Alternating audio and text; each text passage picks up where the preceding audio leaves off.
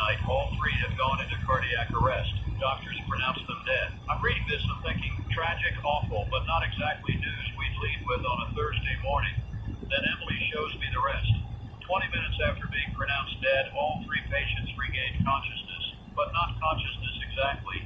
They attacked the medical staff, attacked their own families who were in the waiting room. 4 doctors, 2 nurses, and at least 6 family members were bitten or scratched before security managed to lock the victims in the examination rooms. The clinic went into lockdown around 1 in the morning. Local police are there now. The report says the situation is contained, but they're requesting additional medical personnel and hazmat teams. They think it might be some kind of severe rabies variant or maybe something in the Bohr system, some kind of bacterial infection they haven't identified yet. Emily's getting more calls. Hold on. She's telling me there are reports of more animal sightings in Millwood. Foxes, deer, acting strangely aggressive. One deer crashed through a living room window on the north side of town about an hour ago. Homeowner shot it, said it kept trying to get up even after being hit multiple times. Fish and Wildlife is investigating the forest area east of Millwood. There's an old site out there, some kind of industrial property from the 70s that was closed down and fenced off.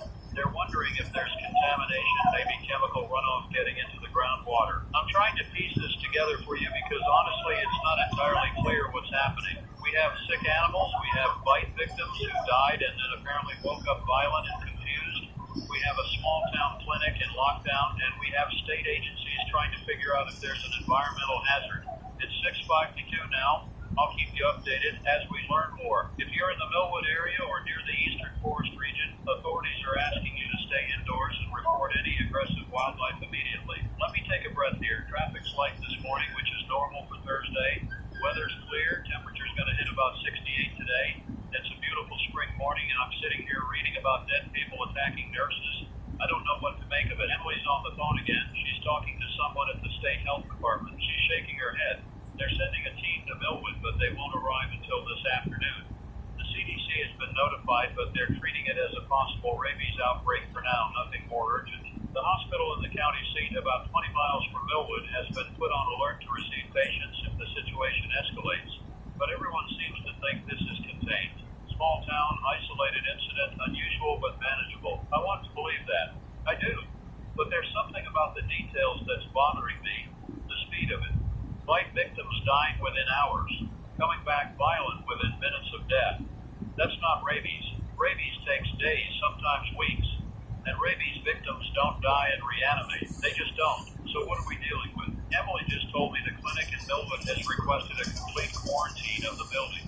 Nobody in or out until the hazmat team arrives. The people who were bitten during the initial attack, the medical staff and family members, they're showing symptoms already. Fever, disorientation. It's been less than 6 hours since they were exposed. Whatever this is, it moves fast. I'm going to read you something directly from the report Emily has in front of her. This is from the Millwood Police Chief, sent at 5:30 this morning. Situation at clinic is beyond our training and resources. Initial 3 patients are extremely violent and do not respond to verbal commands or pain compliance techniques.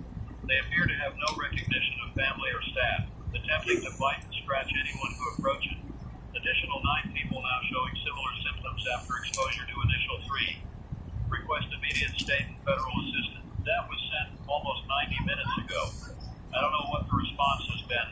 Emily's trying to get through to someone who can give us more information, but everyone's either in meetings or in transit to Millwood. We're hitting a wall here in terms of real answers. It's 7:02. Let me tell you what we know for certain. There was an animal attack in Millwood yesterday evening. A wild boar. 3 people were bitten, they died, and then became violent. 9 more people were injured by those 3. The clinic is in lockdown. Authorities suspect environmental contamination, possibly from an old industrial site in the nearby forest. State agencies are responding, but slowly. That's what we know. What we don't know is what caused this. We don't know if it's contagious beyond direct blood contact. We don't know if the people in that clinic can be helped. We don't know if there are more infected animals in the forest. We don't know if this is going to stay contained to Millwood or if it's going to spread. I can hear myself, and I know I sound worried. I am. This is strange. This is outside normal parameters for anything I've covered in 18 years of broadcasting. Emily's looking at me like she wants me to say something reassuring, but I don't know what that would be right now. Hold on, Emily's got another update. She's reading it. There's been another animal incident, this time at Ashford, which is about 15 miles southwest of Millwood. three of them attacked the farmer in his barn around dawn. He managed to get to his truck and drive to the emergency room. He's being treated now. The foxes apparently followed him part of the way, chasing his vehicle. State police shot all three animals. They're being sent for testing. So now we have two towns, two separate incidents, Millwood and Ashford. Both involve wildlife from forest areas. Both involve unusual aggression and behavioral changes in animals. The health department is now saying this could be a regional contamination event affecting wildlife across multiple counties. They're advising people in rural areas to avoid contact with any wild animals and to report sightings immediately. I'm looking at a map here. Millwood and Ashford are on opposite sides of the Eastern Forest Preserve. That's about 30 square miles of protected woodland. If there's something in that forest, something in the water or soil that's affecting animals, then we could be looking at a much larger problem than one clinic in one small town. It's 7-Eleven now. The sun's been up for about an hour. People are getting ready for work, taking kids to school, starting their normal Thursday routines. And somewhere out there in the forest, something is very wrong. Animals are sick, people are sick, and nobody seems to know exactly what's happening or how to stop it. Emily just got word that the elementary school in Millwood has canceled classes for today. Parents were notified by automated message about 20 minutes ago. The official reason given is ongoing public health investigation. That's good. That's the right move. Keep kids home, keep people inside until we understand what we're dealing with. I'm going to take a short break, get some water, see if Emily can get anyone from the state health department on the line. We'll be right back. We're back at 7:19, and I've got Dr. Sarah Chen from the State Health Department on the line. Emily's patching her through now, but she's on another call. She'll be with us in just a moment. While we wait, let me tell you what else we're hearing. The hazmat team that was supposed to arrive in Millwood this afternoon has been bumped up to priority response. They're en route now, should arrive within the hour. The National Guard has been notified and is on standby. Nobody's using the word emergency yet officially, but the response suggests this is being taken very seriously at the state level. Dr. Chen isn't available yet. Emily's telling me she's in a briefing that's running long. We'll try to get her later. In the meantime, I want to talk about this old industrial site that keeps being mentioned. Emily did some digging in her archive. Back in 1974, there was a government contractor that operated a facility in the Eastern Forest area. They handle various materials for the nuclear industry. The facility was shut down in 1981 after some kind of regulatory violation. The site was supposedly cleaned up and sealed, but there were concerns at the time that the cleanup wasn't thorough. Local environmental groups raised objections. There were a few news stories about it in the early 80s. Then it fell off the radar. The land was fenced off and forgotten. If that site is leaking now, if nuclear waste or contaminated material has been seeping into the groundwater for years, decades even, then we could be looking at radiation exposure. But radiation doesn't cause animals to become aggressive and attack people. Radiation causes cancer, tissue damage, acute sickness. It doesn't cause behavioral changes like what's being reported, unless we're talking about mutation. Radiation can cause genetic mutations, can affect microorganisms, bacteria, viruses. If something in that soil or water has mutated, and bacteria or some kind of pathogen has been altered by long-term radiation exposure, then maybe possibly we're looking at a new kind of infection, something that affects the nervous system rapidly, causes extreme aggression, shuts down higher brain function. I'm speculating now. I want to be clear about that. I'm not a scientist. I'm a radio host trying to make sense of incomplete information. But the pieces are there. Old nuclear site, contamination, sick animals, rapidly spreading infection that causes death and violent reanimation. It sounds like something from a movie, but it's happening right now 40 miles from where I'm sitting. It's 7:28. Emily's got a new report from Millwood. The situation at the clinic has deteriorated. The 9 people who were bitten by the initial 3 patients, the medical staff and family members, they've started dying. One nurse died about 15 minutes ago. She reanimated in less than 5 minutes. She's now locked in a supply closet after attacking 2 police officers. Both officers were bitten. They're being restrained and monitored. This is spreading. Every person who gets bitten becomes infected within hours. Every person who dies from the infection comes back violent, and everyone they attack becomes infected in turn. It's exponential. The math on this is terrifying. If it gets out of that clinic, the Millwood police chief has ordered a perimeter around the clinic. Nobody gets in or out. The problem is that some family members left before the lockdown was fully enforced. They went home. If any of them were exposed, if any of them start showing symptoms, they could infect their own households before anyone realizes what's happening.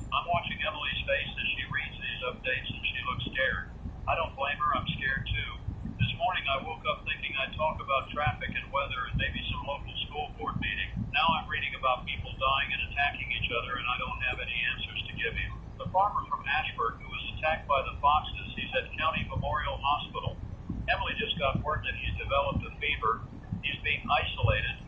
The hospital is taking precautions, treating it as a potential infectious disease, but they still don't know what they're dealing with. They've drawn blood, sent samples to the state lab, but results won't come back for hours at minimum, possibly days, depending on what kind of testing needs to be done. I need you to understand something. The authorities are reacting to this, but they're reacting to something they don't understand. They're following protocols designed for known diseases, known threats. This doesn't fit any existing protocol. So there's confusion, there's delay, there's bureaucracy getting in the way of rapid response. By the time everyone understands what this is, it might be too late to contain it. That sounds alarmist. I know it does. But I'm looking at the timeline here. First animal attack yesterday evening around 7. First human deaths around midnight. First secondary infections around 1 in the morning. By dawn, we have multiple towns affected, multiple animal incidents, and a clinic full of infected people that's barely holding together. That's less than 12 hours from initial contact to complete crisis in a contained location. What happens when it's not contained? It's 7:38 now. I'm going to give you some practical information. If you live in or near Millwood, stay inside, lock your doors. Do not let anyone in unless you can verify they're uninjured and healthy. If you see aggressive animals, do not approach them. Call authorities immediately. If you or someone you know was bitten by an animal or a person showing unusual aggression, seek medical attention immediately. But call ahead so the hospital can prepare for isolation protocols. I know this sounds extreme. I know it sounds like I'm overreacting. I hope I am. I genuinely hope that by this afternoon I'll be back on the air apologizing for causing unnecessary panic, explaining that everything's under control and it was just a strange isolated incident. But right now, based on what I'm seeing, I don't think that's how this is going to play out. Emily's holding up her phone. She's got a message from someone in Millwood, someone who got out before the lockdown. This person says the sounds coming from the clinic are inhuman, screaming but not normal screaming, guttural, animal sound. The police have set up barriers a block away in every direction. They're not letting anyone near the building. There are at least 20 infected people inside now, maybe more. The officers outside don't know what to do. They're waiting for state support that's still 30 minutes away. I'm thinking about the people trapped in that clinic, the ones who aren't infected yet. Medical staff, maybe some patients who were there for other reasons when this started. They're locked in a building with infected people who are violent and seemingly mindless. What are they supposed to do? Where are they supposed to go? There's no escape road, no plan for this kind of scenario. This is Daniel Rothman on 104.7 FM, and I wish I had better news for you. I wish I could tell you everything's going to be fine. All I can do is keep you informed and hope that the people who are trained for emergencies can get this under control before it spreads beyond Millwood. It's 7:46. Emily's got another call coming in. She's taking it. I'm going to wait and see what this is. She's hanging up. The call was from a truck driver who was passing through the area east of Millwood around dawn. He saw what he described as a group of people walking along the rural road near the forest. He said they were moving strangely, stumbling, not responding when he honked his horn. He thought maybe they were drunk or on drugs. He didn't stop. He drove past them and continued on his route. That was about an hour ago. He's calling now because he just heard the news about Millwood and he's wondering if those people might have been related to whatever's happening. Emily's trying to get his location, trying to get more details about exactly where he saw these people, but he's already 100 miles away making a delivery. He's given us the approximate location. It's on Route 47, about 3 miles east of Millwood's town limits, right near the forest. If those people were infected, if they're wandering around outside the clinic perimeter, then the containment has already failed. They could walk to other farms, other homes. They could spread this beyond Millwood before anyone realizes they're out there. I'm going to ask Emily to call the state police and relay this information. Hold on. She's making the call now. I'm watching her talk, watching her face. She's having trouble getting through to someone who will take this seriously. Everyone's focused on the clinic. Nobody's thinking about the possibility that infected people might already be outside the perimeter. This is the problem with unprecedented situations. Nobody has a playbook. Everyone's making it up as they go, and that means mistakes, oversights, gaps in coverage. A truck driver sees people on a road and doesn't think much of it. Why would he? By the time he realizes those people might be infected, they're gone, disappeared into the countryside. It's 7:54 now. The hazmat team should be arriving in Millwood within the next 10 to 15 minutes. Maybe they'll have equipment, expertise, protocols that can help. Maybe they'll be able to secure the clinic and treat the infected and stop this from spreading. I want to believe that, but I keep coming back to the basic facts. This infection moves fast. It spreads through bites and scratches. It kills quickly and the dead reanimate violently. Those are the facts as we went them right now. Emily finally got through to a state police dispatcher who took down the information about the people on Route 47. They're sending a patrol car to investigate. That's something at least. Maybe they'll find those people. Maybe they'll be able to help them before they hurt anyone else. I'm realizing I haven't eaten anything today except that cold coffee. My hands are shaking slightly. Adrenaline, probably. Or just the stress of trying to process all this information and relay it to you in a way that makes sense. I don't know if I'm doing a good job. I don't know if there's a good way to handle this kind of situation. The farmer from Ashford, the one who was attacked by foxes, his condition has worsened. He's now fully symptomatic. High fever, aggression, incoherent speech. County Memorial Hospital has moved into an isolation unit. His family has been removed from the hospital and told to self-quarantine at home. The hospital is on alert.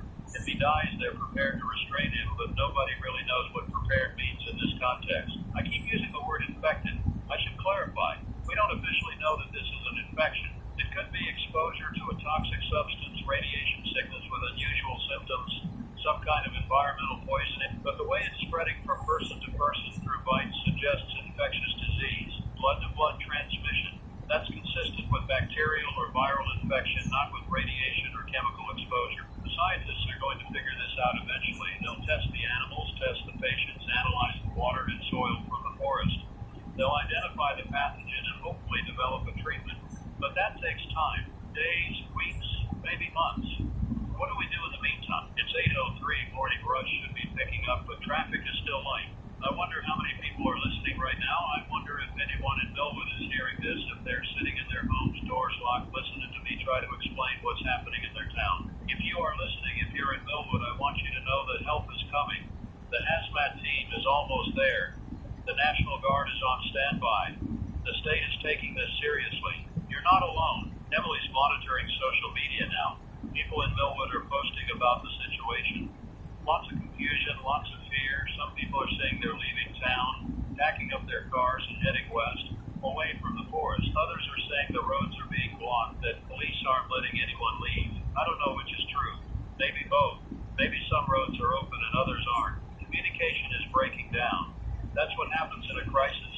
Information becomes fragmented and contradictory. There's a post from someone claiming to be inside the clinic. They're saying the infected people are breaking through doors, overwhelming the police, trying to contain them. They're saying there are bodies everywhere, both dead and undead. They're saying they're trapped in an upper floor office and they don't think they're going to make it out. I don't know if this post is real or if it's someone's idea of a sick joke. Emily's trying to verify it, but there's no way to be sure. If it's real, the clinic is being overrun, then the infected are going to get out. They're going to spill into the streets of Millwood, and from there, who knows? How do you stop someone who's already dead? How do you fight people who feel no pain, who have no fear, who only want to attack and bite? I'm not a religious man, but I'm thinking about prayers right now. I'm thinking about all the ways humans have tried to make sense of senseless tragedy throughout history. We tell stories, we perform rituals, we look for meaning.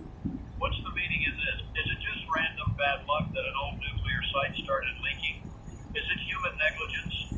Someone's failure to properly seal that facility 40 years ago? Is it nature showing us that we can't just bury our toxic waste and forget about it? It's 8:12 and I'm getting philosophical when I should be sticking to facts. Let me refocus. The hazmat team is in Millwood now. Emily just got confirmation. They're setting up a command post at the high school, which is about half a mile from the clinic. They're assessing the situation and preparing to move in. That's good. That's what we need.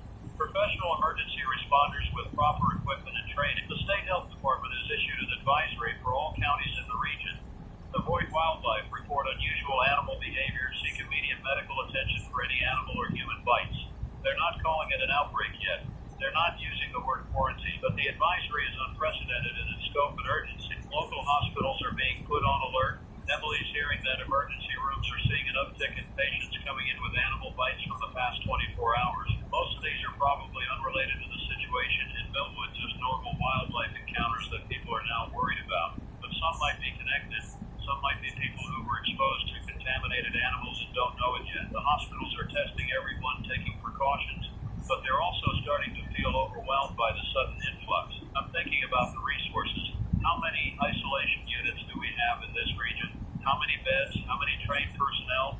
If if this spreads beyond Millwood, if we start seeing multiple outbreaks in multiple towns, the healthcare system is going to be stretched thin very quickly. We don't have the infrastructure for a mass infection event. Nobody does.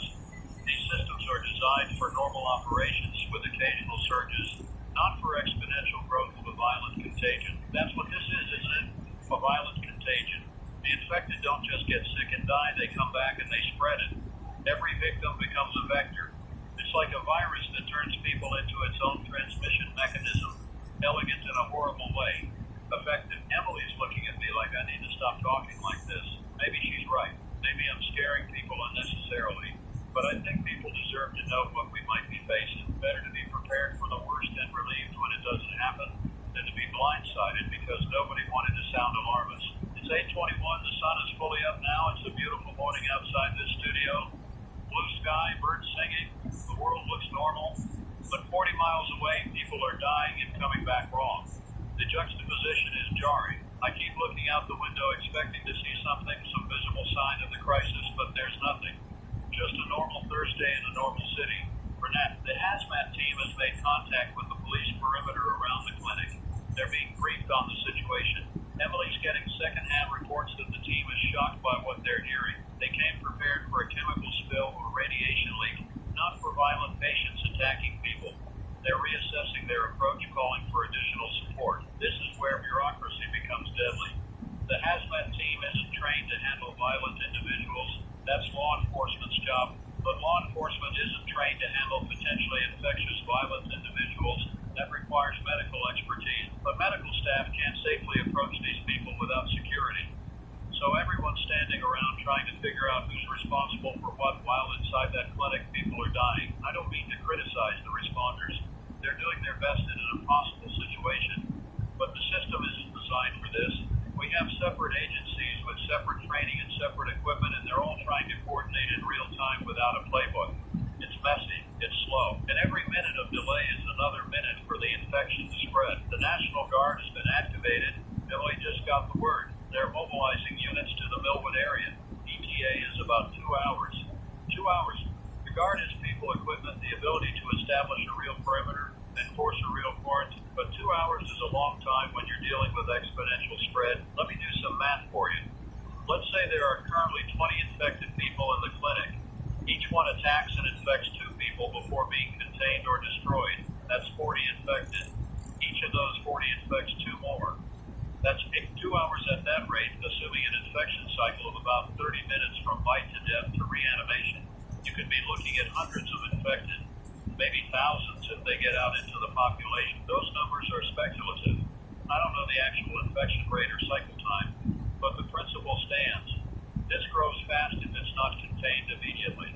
And right now, we don't have immediate containment. It's 8:29. Emily's phone is ringing constantly now. She's fielding calls from worried residents, from other news outlets asking for confirmation of rumors, from officials who want to know what we're broadcasting. Everyone wants information. Nobody has complete information. We're all working with fragments, trying to piece together a picture that keeps changing. There's a report of gunfire in Millwood, multiple shots. Could be police, could be citizens defending themselves. We don't know the specifics. The town's landline communication is still working, but cell service is spotty, probably overloaded from everyone trying to call out at once. People are scared. They're calling family, calling friends, trying to figure out what to do. Some are choosing to leave. Emily's hearing reports of people packing cars, driving out of Millwood despite police trying to establish checkpoints. You can't really blame them. If you're sitting in your home hearing screams and gunfire, seeing neighbors run past your window, your instinct is to get out and get to safety. But if any of those people are infected, if they're incubating the disease and don't know it yet, they're carrying it to the next town, the next county. This is how outbreaks spread. One person gets on a bus, gets in a car, gets on a plane. They feel fine, maybe a slight fever. They attribute to stress or lack of sleep. They travel, they interact with others. By the time symptoms appear, they've exposed dozens of people. And in this case, symptoms appear in hours, not days. The window for intervention is tiny. The CDC has been officially notified and is sending a team, but they're coming from Atlanta. Even with priority clearance, that's hours away by plane, then ground transport to Millwood. By the time they arrive, the situation will have evolved significantly. They'll be playing catch-up, trying to study something that's already metastasized beyond the initial sight. I'm trying to think about what the end game looks like here. Best case scenario, the National Guard arrives, establishes a hard perimeter around Millwood, nobody gets in or out. The infected are eliminated or contained. The town is quarantined for weeks, while medical teams figure out treatment options and ensure no one else is incubating the disease. The old nuclear site is sealed properly. The contamination is cleaned up, and this becomes a tragic but contained incident. Regional crisis, not national or global. Worst case scenario, the infection spreads beyond Millwood before containment can be established. Multiple towns become infected. The disease reaches urban areas where population density allows for rapid exponential growth. Healthcare systems collapse. Normal social order breaks down. We're looking at a societal level event, not just a medical one. I don't know which scenario we're heading toward. I genuinely don't. It's 8:39 and we're still in the early stages. The next few hours are going to be critical. Emily just showed me something on her tablet, satellite imagery of Millwood from about an hour ago. You can see people in the streets clustering around the clinic. You can see vehicles at the police perimeter. You can see what looks like smoke, maybe from a fire on the north side of town. The image is blurry, but you get a sense of chaos and things falling apart. There's movement on the roads leading out of town. Cars, lots of them. People evacuating. The police aren't stopping them on all routes. They can't. They don't have enough personnel to block every road, every path out of town. So people are leaving, scattering to the winds, potentially carrying the infection with them. The farmer at County Memorial Hospital has died. Emily just got the news. He died at 8:30. Hospital staff immediately placed his body in a secured room. They're monitoring for any signs of reanimation. If what happened in Millwood happens here, he'll reanimate within minutes. The hospital is prepared, at least as prepared as they can be. Security is standing by. Medical staff have been moved to a safe distance. Everyone's watching and waiting. This is the first time the infection will be observed in a controlled environment with medical professionals present. Maybe they'll learn something. Maybe they'll see something that helps them understand how to stop it. I don't know what you look for when you're waiting for a dead body to come back to life. What are the signs? What's the mechanism? Does the heart restart? Do the lungs start breathing again? Or is it something else, something we don't understand, some kind of reanimation that doesn't follow the normal rules of biology? It's 8:44 and Emily's holding up 3 fingers. 3 minutes since the farmer died. I'm watching her face. She's watching her phone, waiting for an update from the hospital. The room is silent except for the ambient hum of the equipment and the distant sound of traffic outside. 4 minutes. Nothing yet. 5 minutes. Still nothing. Emily's getting a call. She's answering. She's listening. She's nodding. She's hanging up. The farmer reanimated at the 6-minute mark. He sat up suddenly, no warning. Started thrashing, trying to break out of the restraints they'd placed on his body. Making sounds, guttural noises. Hospital security had to use extreme force to restrain him. He's secured now, but extremely violent. No recognition of surroundings, no response to verbal commands, no apparent pain response when restrained. So, we have confirmation this happens to everyone who dies from the infection. 6 minutes in this case, maybe 5 minutes in other cases we've heard about.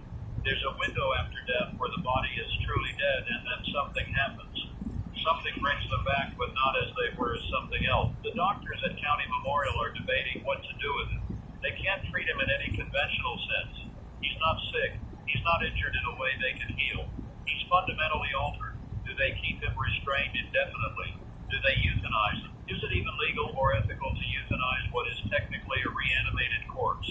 Nobody knows. There's no law, no ethical framework for this. It's 8:51. The sun is climbing higher. The temperature is rising. It's going to be a warm day. People who don't know what's happening are going about their business, going to work, running errands, living normal lives. But the people who do know, the people in Millwood and Ashford and County Memorial Hospital, their world has changed. For them, nothing will ever be normal again. Emily's showing me social media posts from people claiming to be in Millwood. One says they can see infected people gathering in the streets near the clinic. Says there are dozens of them, maybe more, moving in a group. Another post says the police perimeter has been breached, that infected are spreading through the town. A third post says they saw someone being attacked in broad daylight, saw the person go down and then get back up minutes later and join the infected. I can't verify any of this. It could be true, could be panic and exaggeration. But if even half of it is true, Millwood is falling. The infection is spreading beyond the clinic, beyond any hope of immediate containment. The town is being overrun. The National Guard isn't there yet. They're still an hour out, maybe more depending on traffic and logistics. An hour is an eternity in the context of this outbreak. In an hour, Millwood could be completely lost. Everyone who's still human could trying to think about what we should tell people who are listening. Should I tell them to stay calm, that help is coming? Should I tell them to prepare for the worst? Should I tell them to leave their homes and get as far away as possible? I don't know what the right answer is. I don't know what advice would actually keep people safe. If you're listening and you're in the Millwood area, here's what I think you should do. Get in your car right now. Take your family, take whatever supplies you can grab quickly, and drive away from the eastern forest region. Head west or south. Put as much distance as possible between you and Millwood. Don't stop until you're at least 50 miles away.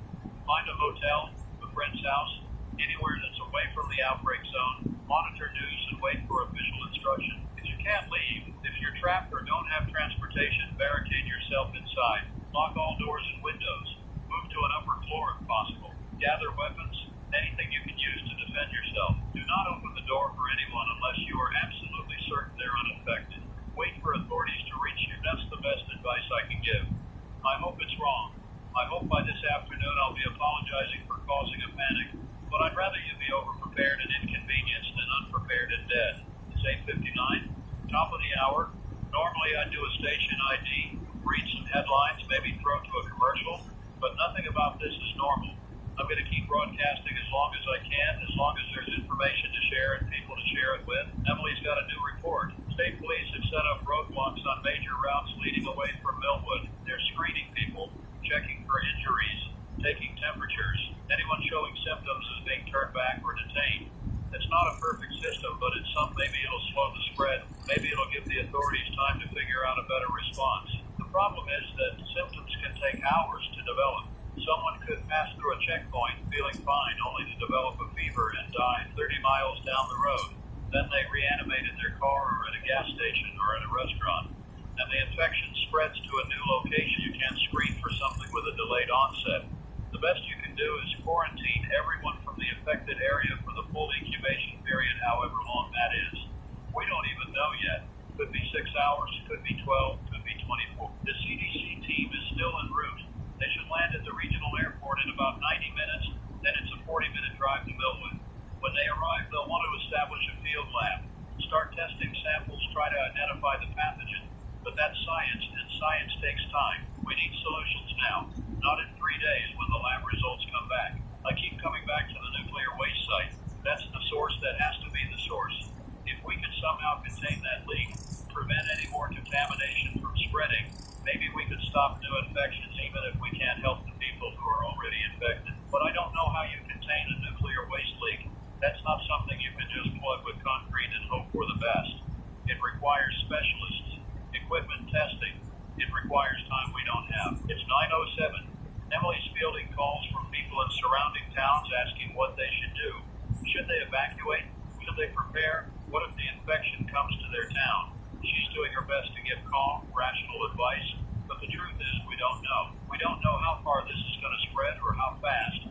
We don't know if the authorities can contain it. We're all guessing, making it up as we go. There's been a confirmed sighting of infected individuals on Route 47, the road where the truck driver saw those people earlier. State police responded and found 3 individuals matching the description. They attempted to detain them for medical evaluation. All 3 attacked the officer. The officers had to shoot them. All 3 went down, but 2 reanimated and continued attacking. The officers had to shoot them multiple more times, targeting the head before they stopped moving. So we know now that these things are hard to kill.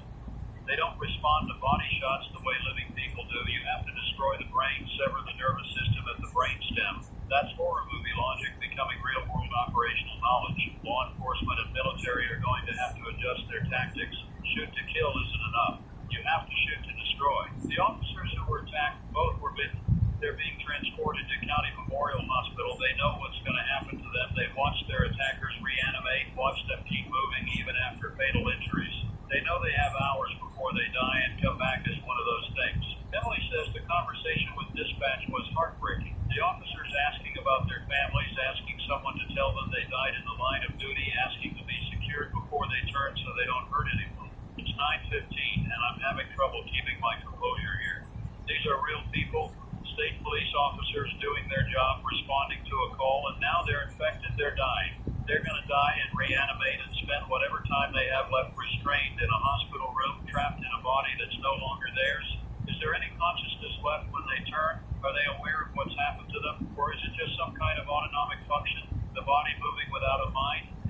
don't know. They don't know if there's anything of the person left or if it's just biological machinery running on instinct. They're going to study the infected, try to learn, but every sample they study is someone who was alive yesterday. Someone with a name and a family and a life. Now they're specimens. Emily's showing the updates from the hazmat team in Millwood. They've managed to get close enough to the clinic to assess the situation. The building is compromised. Doors have been broken, windows shattered. There are infected both inside and outside. Estimated count is over 50 now. The team is pulling back, saying they don't have the resources or training to handle this many hostile individuals. They're recommending that the National Guard take lead when they arrive. 50 infected in Millwood, plus the 3 on Route 47, plus the farmer at County Memorial, plus 2 state police officers who will turn within hours. That's 56 confirmed infected that we know about. How many more are there that we haven't found yet? How many people left Millwood before the infection was obvious, carrying the disease with them to other communities? I'm looking at the map again. Millwood is the epicenter. But within a 50-mile radius, there are 8 other towns, 3 small cities, and countless rural properties. If this spreads to those population centers, if it reaches a city of 50,000 or 100,000 people, the numbers become exponential in a way that's unstoppable. You can't quarantine a city. You can't screen everyone. You can't track every contact. It's 9:23. We're nearly 3 hours into the broadcast, and I feel like we've been doing this for days. The information keeps coming, keeps getting worse. Emily looks exhausted, and we've barely started. How long can we keep this up? How long until the infection reaches us here? We're 70 miles from Millwood. That's a 90-minute drive. If someone infected left there at dawn, they could theoretically be here by now. I don't want to scare you, but I want you to be aware. If you're listening in the metro area, you need to start thinking about what you do if the infection arrives here. Do you have supplies? Do you have a plan? Do you know where you'd go if you needed to evacuate? These aren't hypothetical questions anymore. This is real, and it's happening, and it's spreading. The State Health Department has issued a new advisory. All residents within a 100-mile radius of Millwood should avoid unnecessary travel, stock up on essential supplies, and prepare for possible evacuation or shelter-in-place orders. Schools in 5 counties are being closed. Public gatherings are being canceled. It's not a full lockdown yet, but it's closed. Grocery stores are about to see a run. People are going to panic buy food, water, medical supplies. If you need anything, go now before the shelves are empty. Get at least 2 weeks' worth of food and water. Get batteries, flashlights, first aid supplies. Get anything you'd need to survive if utilities went down or if you couldn't leave your home for days. This is Daniel Rothman on 104.7 FM, and I'm telling you to prepare. Better safe than sorry. Better to have supplies you don't need than to need supplies you don't have. It's 9:31. The National Guard convoy is about 30 minutes from Millwood. They're bringing armored vehicles, heavy weapons, medical support, everything they think they'll need to establish a quarantine zone. But nobody's really done this before. Nobody's established a quarantine around an active outbreak of reanimated infected. The protocols don't exist. They're going to have to figure it out in real time. Emily's got a call from someone claiming to be a scientist, someone who worked on environmental studies in the region years ago. This person says the nuclear waste site was never properly cleaned up, that the contractors cut corners, buried waste that should have been removed, sealed containers that were already corroding. They're saying this has been an accident waiting to happen for 40 years. They're saying there could be thousands of gallons of radioactive material seeping into the groundwater, spreading through the aquifer, affecting an area much larger than just the forest. If that's true, if the contamination is widespread throughout the water system, then every animal that's been drinking from those streams for months or years would be infected. Not just the ones we've seen so far. Hundreds of animals, maybe thousands, wild boar, deer, foxes, raccoons, all potentially carrying the mutated bacteria or whatever it is that's causing this, and any of them could wander into any town, any farm, and start a new outbreak. We thought this was one town, one incident. It might be regional, it might be everywhere the water flows. I'm trying not to catastrophize, but the implications are staggering. If the source is widespread contamination, then we're not dealing with one outbreak we can contain. We're dealing with multiple potential outbreak sites across hundreds of square miles. Every community near the forest is at risk. Every person who's been drinking well water or eating local game is potentially exposed. The State Health Department needs to issue a water advisory immediately. Nobody in the region should be drinking untreated water. Wells should be tested. Municipal supplies should be screened. This needed to happen yesterday, but it's not too late to prevent further exposure. It's 9:39. Emily's She's trying to get through to someone at the health department to relay this information. The lines are jammed. Everyone's calling everyone. Communication systems are straining under the load. This is what happens when crisis hits. The infrastructure we rely on starts to buckle. I can hear sirens outside now. Multiple sirens overlapping. Police, ambulances, fire trucks. Something's happening somewhere in the city. Emily's checking the emergency scanner. There's been an incident at County Memorial Hospital. The 2 state police officers who were bitten. Their turn, they died and reanimated. One of them broke free from his restraints. There's a code situation. Hospital security has responded. This is happening here now, not 40 miles away in some small town. Here, in our city, the infection has arrived. Emily's getting more details. The officer who broke free attacked the nurse. The nurse was injured, possibly bitten. Security managed to re-secure the officer, but now they have another person who might be infected. The hospital is going into lockdown. No visitors. Restricted access, only essential personnel. They're moving all patients away from the isolation wing, and the infected farmer who was already there, he's still secured, still violent. So now County Memorial has 3 infected individuals contained in their facility, 3 sources of potential contagion. Every doctor, every nurse, every security guard who interacts with them is at risk. How long can a hospital maintain that kind of containment? How long before someone makes a mistake? Before restraints fail, before the infected break out and start spreading through the building? Hospitals are places full of vulnerable people, sick people, elderly people, people recovering from surgery. If the infection gets loose in a hospital, it's a massacre. It's 9:47. I'm watching Emily coordinate with our news team, making sure everyone knows what's happening, making sure we have people ready to cover breaking developments. But I'm also watching her face and I can see the fear. We're all feeling it now. This isn't just a story we're reporting. This is our lives, our city, our families at risk. My wife is at home. I called her during the break, told her to lock the doors, stay inside, don't let anyone in. She asked me if she should leave, if she should drive to her sister's place in another state. I didn't know what to tell her. Is it safer to stay or go? If she stays, she might be trapped if things get worse. If she goes, she might carry the infection with her, might spread it somewhere new. There's no good answer. The National Guard is arriving in Millwood now. Emily's getting reports. They're setting up a perimeter around the town, blocking all roads in and out. They're using armored vehicles to create physical barriers. Nobody gets in or out without their authorization. It's a full military quarantine. Inside Millwood, they're preparing to sweep the town, locate all infected individuals, eliminate them if necessary.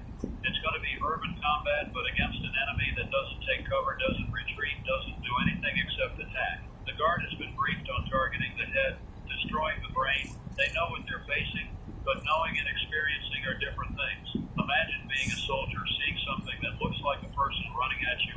Your training says target center mass, but your briefing says that won't work. You have to aim for the head. Split-second decisions.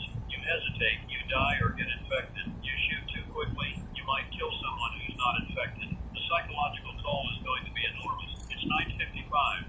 We're approaching the 3-hour mark. I need to take a short break, get some water, clear my head. Emily needs a break too. We're going to step away for 5 minutes, then we'll be back with more updates. This is Daniel Rothman on 104.7 FM. Stay with us. States, we're back. It's 10:03. While we were on break, things accelerated. The National Guard is engaged, infected in Millwood. There's been gunfire, lots of it. Emily's monitoring military communications, and it sounds like heavy combat. The Guard is encountering more infected than expected. Dozens of them in the streets, emerging from buildings. The initial sweep is stalled and taking casualties. When I say casualties, I mean soldiers being bitten, being infected. The Guard is having to leave their wounded behind, having to pull back and regroup. You can't evacuate someone who's going to turn into one of those things in a few hours. You can't bring them back to base, risk them turning and infecting others. So they're being left secured if possible, but left, that's going to destroy morale. Soldiers are trained to never leave a man behind. Now they're being ordered to do exactly that. They're watching their friends die, knowing those friends are going to reanimate as the enemy. How do you process that? How do you keep fighting after seeing that? The colonel in command is requesting additional support. He's saying they need air assets. They need more troops. They need flamethrowers or something that can eliminate infected efficiently at range. Shooting them one by one isn't working when there are dozens swarming at once. This is the first time military force is being used against these infected, and it's not going well. The infected don't behave like human enemies. They don't take cover. They don't retreat when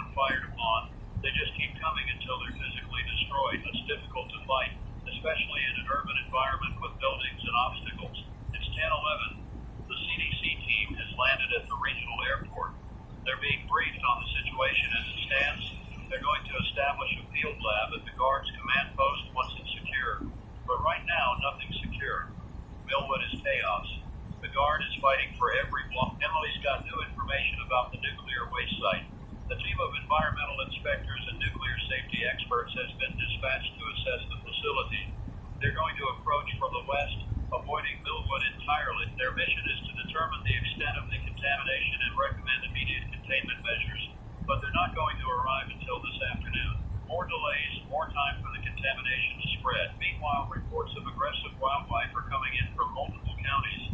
A pack of coyotes attacked a maintenance worker on Highway 12. A family found a dead deer in their backyard that reanimated and tried to get through their sliding glass door. Wildlife officers are responding to dozens of calls per hour. The animals are spreading the infection faster than authorities can track. Here's what we're facing.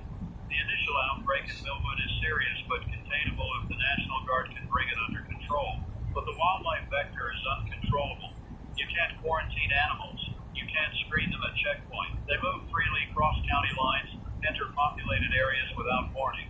Every infected animal is a potential outbreak waiting to happen. The state is going to have to implement some kind of wildlife code. Send out teams to systematically hunt and eliminate animals in the affected region. It's brutal but necessary. Otherwise, this just keeps spreading. But that requires coordination, resources, trained personnel. It requires time to organize. And every hour of delay is another hour for infected animals and spread. It's 10:19. I'm getting messages from listeners asking what they should do. I wish I had better answers.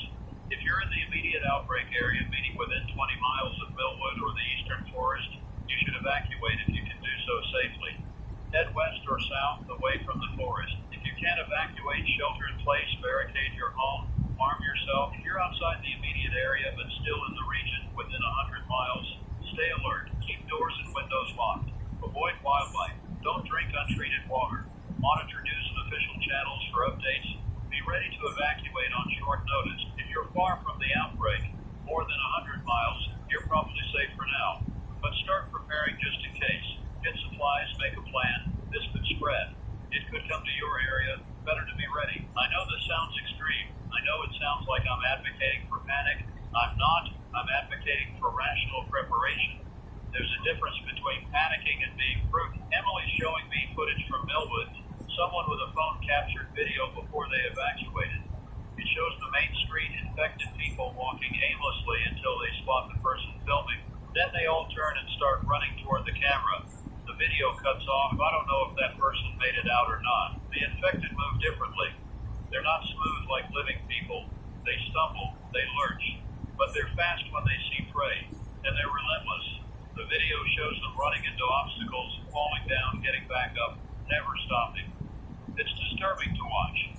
These were people. Now there's something else. The National Guard has established a temporary headquarters at the Millwood High School.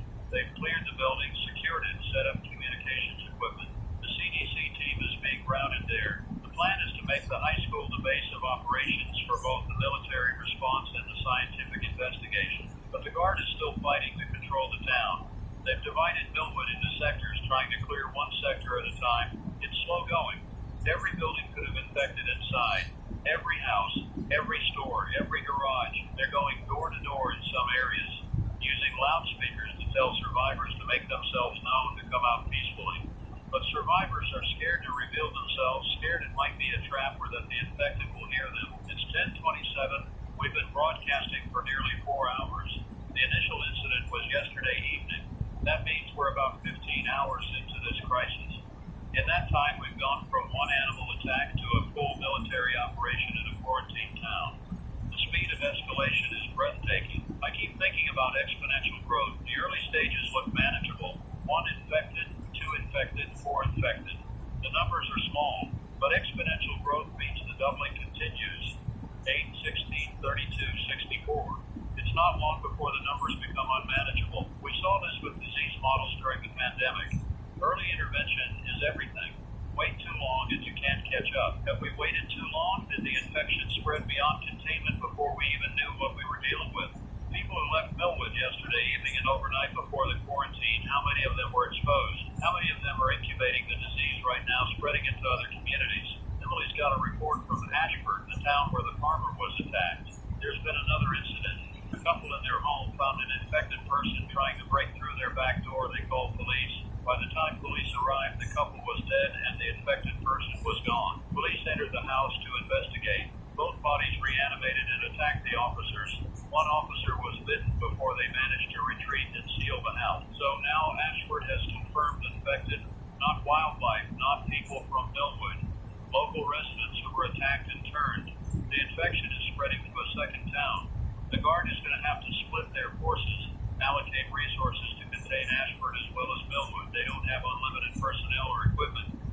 be stretched thin. The state governor is expected to make an announcement within the hour. Emily's hearing that he's going to declare a state of emergency for the affected counties, activate additional National Guard units, request federal assistance. Federal assistance means FEMA, maybe military support from outside the state. It means acknowledging this is beyond local and state capacity to handle. It's 10:35. My phone's vibrating. Text from my wife. She's saying the neighbors are loading up their car leaving. She's asking again if she should go. I'm typing back, telling her to stay put for now. The roads are jammed with evacuees. Better to wait until traffic clears or until we have a better sense of whether evacuation is necessary. But I don't know if that's the right advice. Maybe I'm putting her in danger by telling her to stay. Maybe she should leave while she still can. This is the burden of uncertainty. Every decision could be the wrong one. Stay or go. Fight or hide. Trust the authorities or take matters into your own hands. There's no guidebook for this. The CDC team is setting up at Millwood High School. They've brought mobile lab equipment, testing kits, protective gear. Their first priority is to obtain samples from infected individuals, both living and dead, to identify the pathogen. They're also going to test water and soil samples from the nuclear waste site once those can be safely obtained. Dr. Lisa Park is leading the CDC team. Emily's got a brief statement from her. Dr. Park is calling this an unprecedented outbreak of what she's terming acute infectious encephalopathy with postmortem reanimation. That's the scientific way of saying the infection causes brain damage that persists after death, leading to reanimation. She's confirming it's transmissible through blood and saliva, consistent with viral or bacterial infection. She's estimating the incubation period at 4 to 8 hours based on observed cases. And she's confirming that reanimation occurs 5 to 10 minutes after death. So now we have official medical confirmation of what we've been observing. This is real. This is happening. The dead are coming back. Not metaphorically, not spiritually, but physically. Their bodies reanimate and attack the living. It sounds impossible, but it's documented, observed, confirmed by multiple independent sources. How is this possible? Dr. Park is theorizing that the mutated bacteria or virus affects the brainstem, the part of the brain that controls basic functions like breathing and heart rate. When the higher brain dies from the infection, the brainstem remains active, driving primitive behaviors. The body moves, but there's no consciousness, no personality, no humanity left. Just instinct. The instinct to feed, to bite, to spread the infection. It's 10:45. The governor is about to speak. Emily's pulling up the live feed. Let me listen to this and I'll relay the key points. The governor is declaring a state of emergency for 9 counties in the eastern part of the state. He's activating all available National Guard units. He's requesting federal assistance from FEMA and the Department of Defense. He's implementing a mandatory quarantine for Millwood and Ashford, meaning anyone who leaves those towns without authorization will be detained. He's advising residents of surrounding counties to shelter in place, avoid travel, and prepare for possible evacuation orders. He's saying that the situation is serious but under control. He's saying that every resource is being brought to bear. He's saying that the public should remain calm and follow official instructions. He's not saying anything about the infected, about people dying and reanimating. He's keeping it vague, talking about a rapidly spreading infectious disease and unusual symptoms. He's downplaying the reality, probably to avoid panic. But the people who are living through this, the people in Millwood and Ashford, they know. And the people who are listening to this broadcast, the governor can try to manage the message, but the truth is out there. Social media is full of videos, photos, first-hand accounts can't contain information anymore. You can only try to shape the narrative. Emily's getting reports that the governor's statement has triggered a wave of panic. People who were on the fence about leaving are now packing up. Traffic on major highways heading west is gridlocked. Gas stations are running out of fuel. Stores are being stripped of food and water. The governor tried to calm things down, and instead he confirmed everyone's worst fears. This is the problem with crisis communication. Tell people too little and they assume the worst. Tell them too much and they panic. There's a narrow window of transparency that keeps people informed without causing chaos, and it's almost impossible to hit that window when you're dealing with something as unprecedented as this. It's 10:53. The National Guard has cleared 3 sectors of Millwood. They're reporting at least 80 confirmed infected, eliminated, and an unknown number still at large in the uncalculated sectors. They found survivors, civilians who barricaded themselves in homes or businesses. These survivors are being evacuated to the high school for screening and medical evaluation.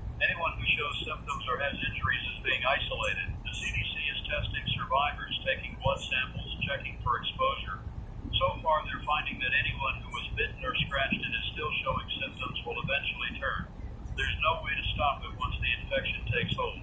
They're trying various treatments, antibiotics, antivirals, but nothing is working. The mutated pathogen is resistant to everything they've tried. So if you're bitten, you're dead. It's just a matter of time. Hours until you die, minutes until you reanimate. That's the reality. And knowing that reality, what do you do if you're bitten? Do you tell someone risk being restrained or isolated for your final hours? Do you hide it, pretend everything's fine, spend your last moments of humanity with loved ones? Do you take your own life before you turn, deny the infection the chance to use your body as a weapon? These are impossible questions with no good answers.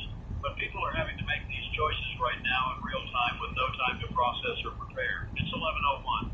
Top of the hour. We're 5 hours into continuous coverage. I need to hydrate, eat something. Emily's bringing me food from the break room.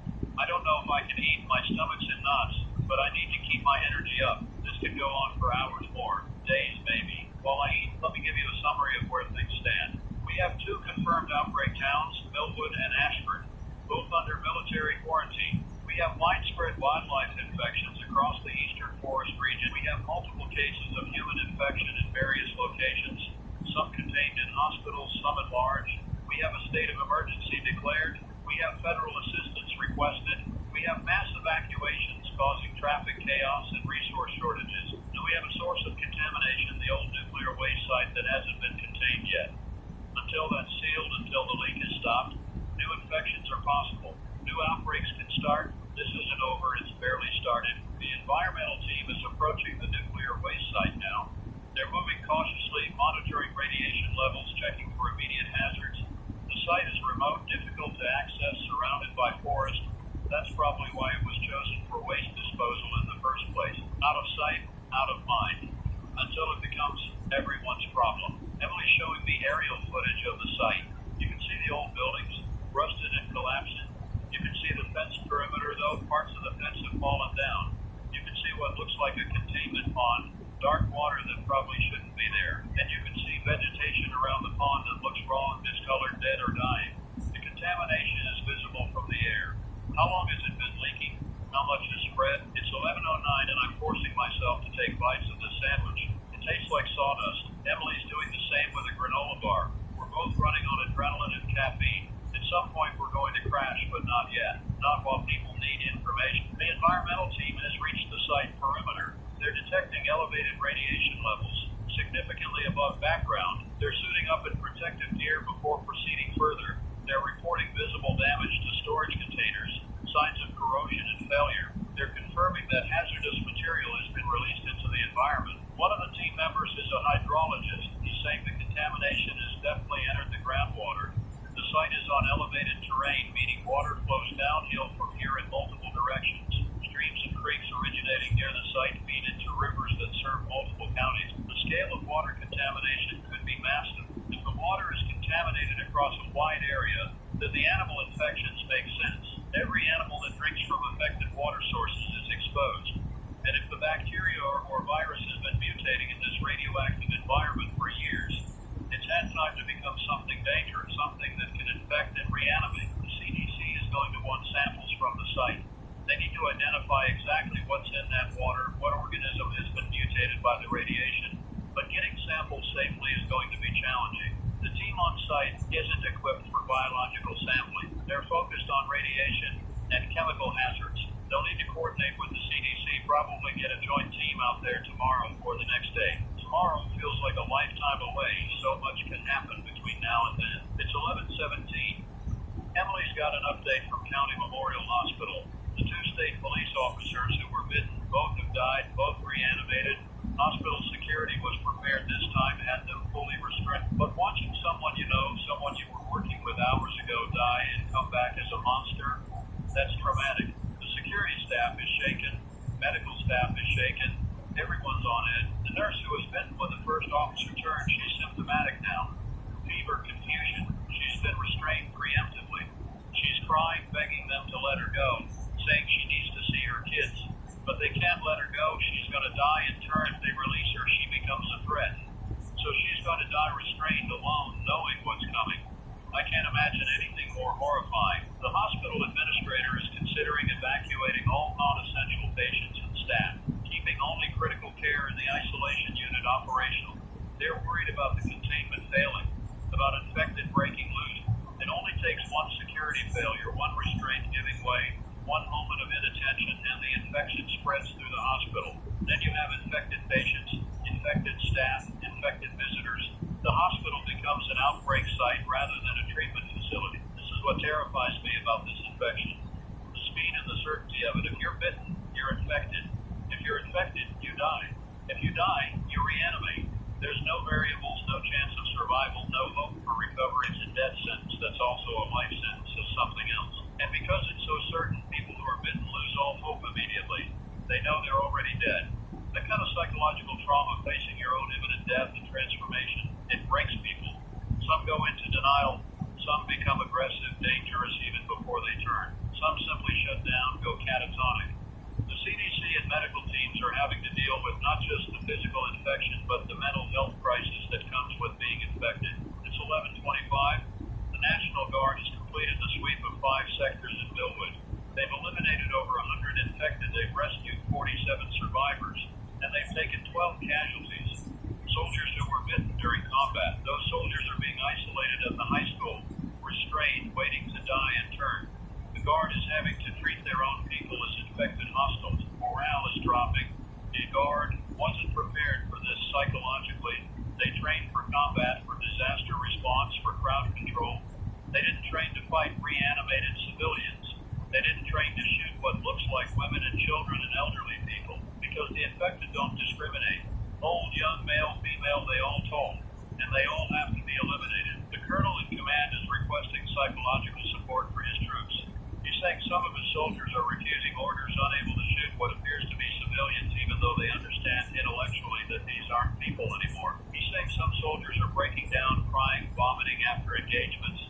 He needs counselors, therapists, someone to help his people process what they're seeing and doing. But where do you find mental health support in the middle of a military operation in a quarantined outbreak zone? The state is trying to locate counselors willing to deploy to Millwood, but most mental health professionals are civilian, not trained for hazardous environments. This is another gap in our emergency response capabilities. We plan for physical injuries, for medical crises. We don't plan for mass psychological trauma on responder. It's 11:33. Emily's monitoring social media and she's seeing a disturbing trend. People are posting that they're not going to comply with quarantine orders. They're saying they have the right to leave to protect their families however they see fit. They're saying the government can't force them to stay in a dangerous area. Some of these people are arming themselves, forming groups, planning to force their way through checkpoints if necessary. They're organizing online, sharing plans, encouraging others to join them. This is how you get armed confrontations between civilians and military, how you get people shot at checkpoints, how you get the situation spiraling further out of control. The authorities need to get ahead of this. They need to communicate clearly why the quarantine is necessary, why trying to leave could spread the infection to safe areas.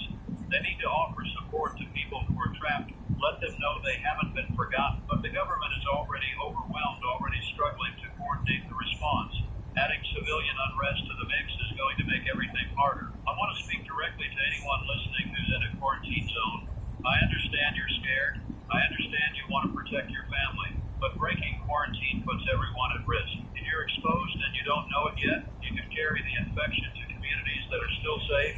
You can be the reason someone else's family dies. Please trust that the authorities are doing everything they can. Stay where you are. Barricade yourself safely. Help is coming. Breaking out isn't going to save you. It's going to make things worse for everyone. I don't know if anyone's listening. I don't know if words matter at this point, but I have to try. It's 11:41. The CDC has completed initial analysis of blood samples from infected individuals. Dr. Park is releasing preliminary findings.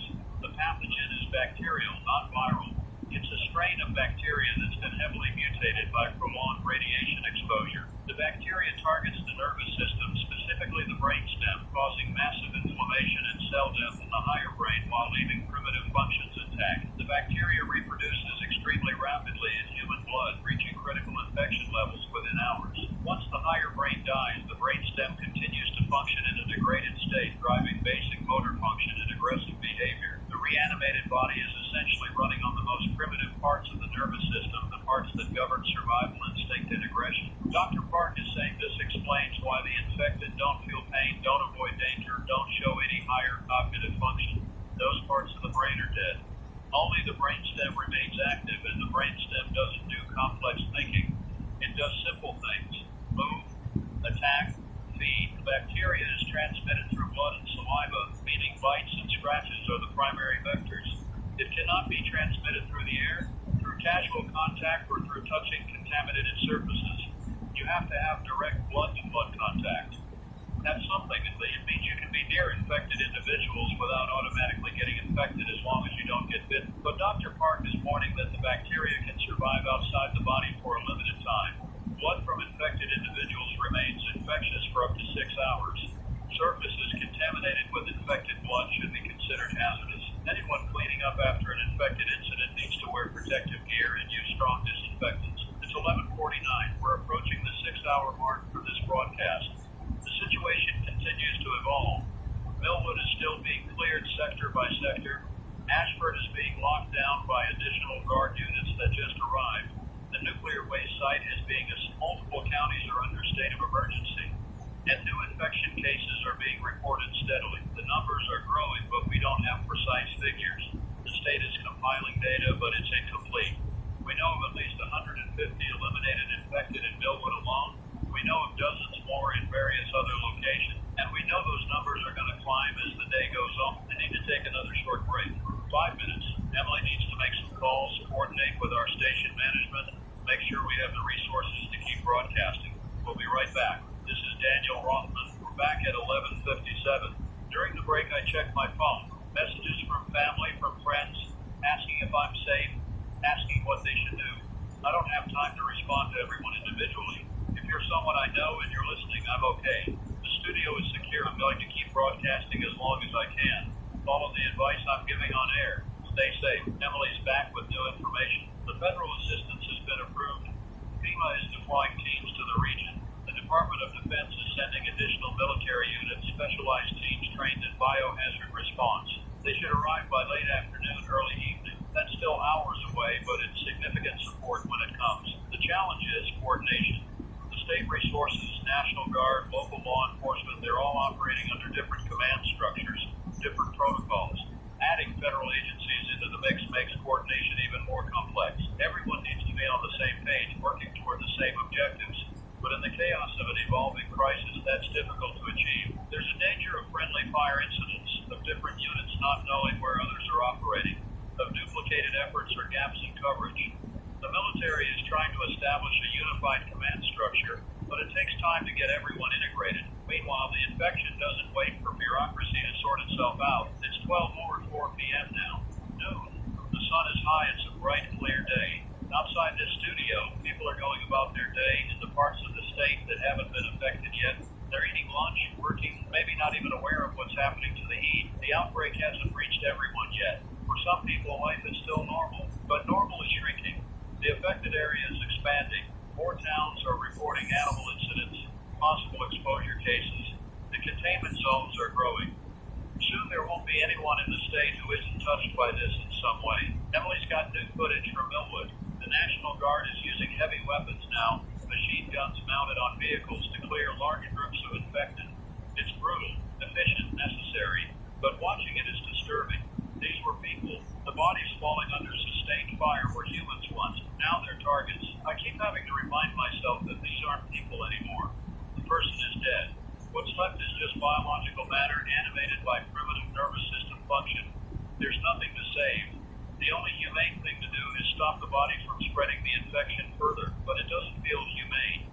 It feels like slaughter. The survivors being evacuated from Millwood, many of them are in shock.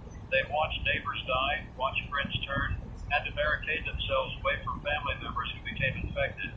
They've witnessed things that no one should have to witness. They're traumatized in ways that will take years to process if they ever fully process it. And the responders, the soldiers and police and medical staff, they're accumulating trauma too. Every infected they eliminate, every person they restrain and watch die, every impossible decision they make, it adds up. We're creating a generation of people with severe PTSD, and we're doing it in real time over the course of a single day. It's 12:12. The environmental team at the nuclear waste site has completed their initial assessment. They're confirming multiple breaches in containment vessels. They're detecting high levels of radiation in soil and water. They're recommending immediate large-scale remediation, which means bringing in specialized equipment, building temporary containment structures, treating contaminated soil and water. It's a massive undertaking that will take months at minimum, possibly years, but they can take some immediate steps. They can seal the most critical breaches, preventing further leak. They can divert water flow away from the site, reducing contamination spread. They can fence off a larger perimeter, keeping people and animals away. These actions won't fix the problem, but they might slow the contamination while longer-term solutions are developed. The problem is that the site is in a remote location, difficult to access with heavy equipment. The forest roads aren't suitable for large trucks and machinery. They're going to have to improve the roads first before they can bring in what they need. More delayed. I'm frustrated by how slow everything is. I understand that these are complex problems that require careful planning and coordination, but people are dying. Every hour of delay is more infections, more deaths, more reanimated infected spreading the disease. We need to move faster, but maybe that's not fair. Maybe the responders are moving as fast as humanly possible. Maybe I'm just angry and scared and looking for someone to blame. There probably isn't anyone to blame. Not really. This is an accident. The convergence of old mistakes and bad luck. The waste was buried 40 years ago by people who are probably dead now. The facility corroded naturally over time. Animals drank contaminated water through no one's fault. It just happened, except it didn't just happen. People made the decision to bury waste improperly. People made the decision not to properly monitor the site. People made the decision to ignore warnings from environmental groups in the 80s. This is the result of decades of negligence and corner cutting and hoping problems would just go away. And now regular people are paying the price. Families torn apart. Communities destroyed. Lives ended. Because someone decided 40 years ago that proper waste disposal was too expensive or too complicated. It's 12:21. I'm getting angry and I need to stay focused. Emily's monitoring police scanners, and she's hearing increased chatter about animal incidents. Multiple calls in the past hour alone. A dog attacked a jogger in a park 30 miles west of here. A raccoon bit a child in a backyard 40 miles north.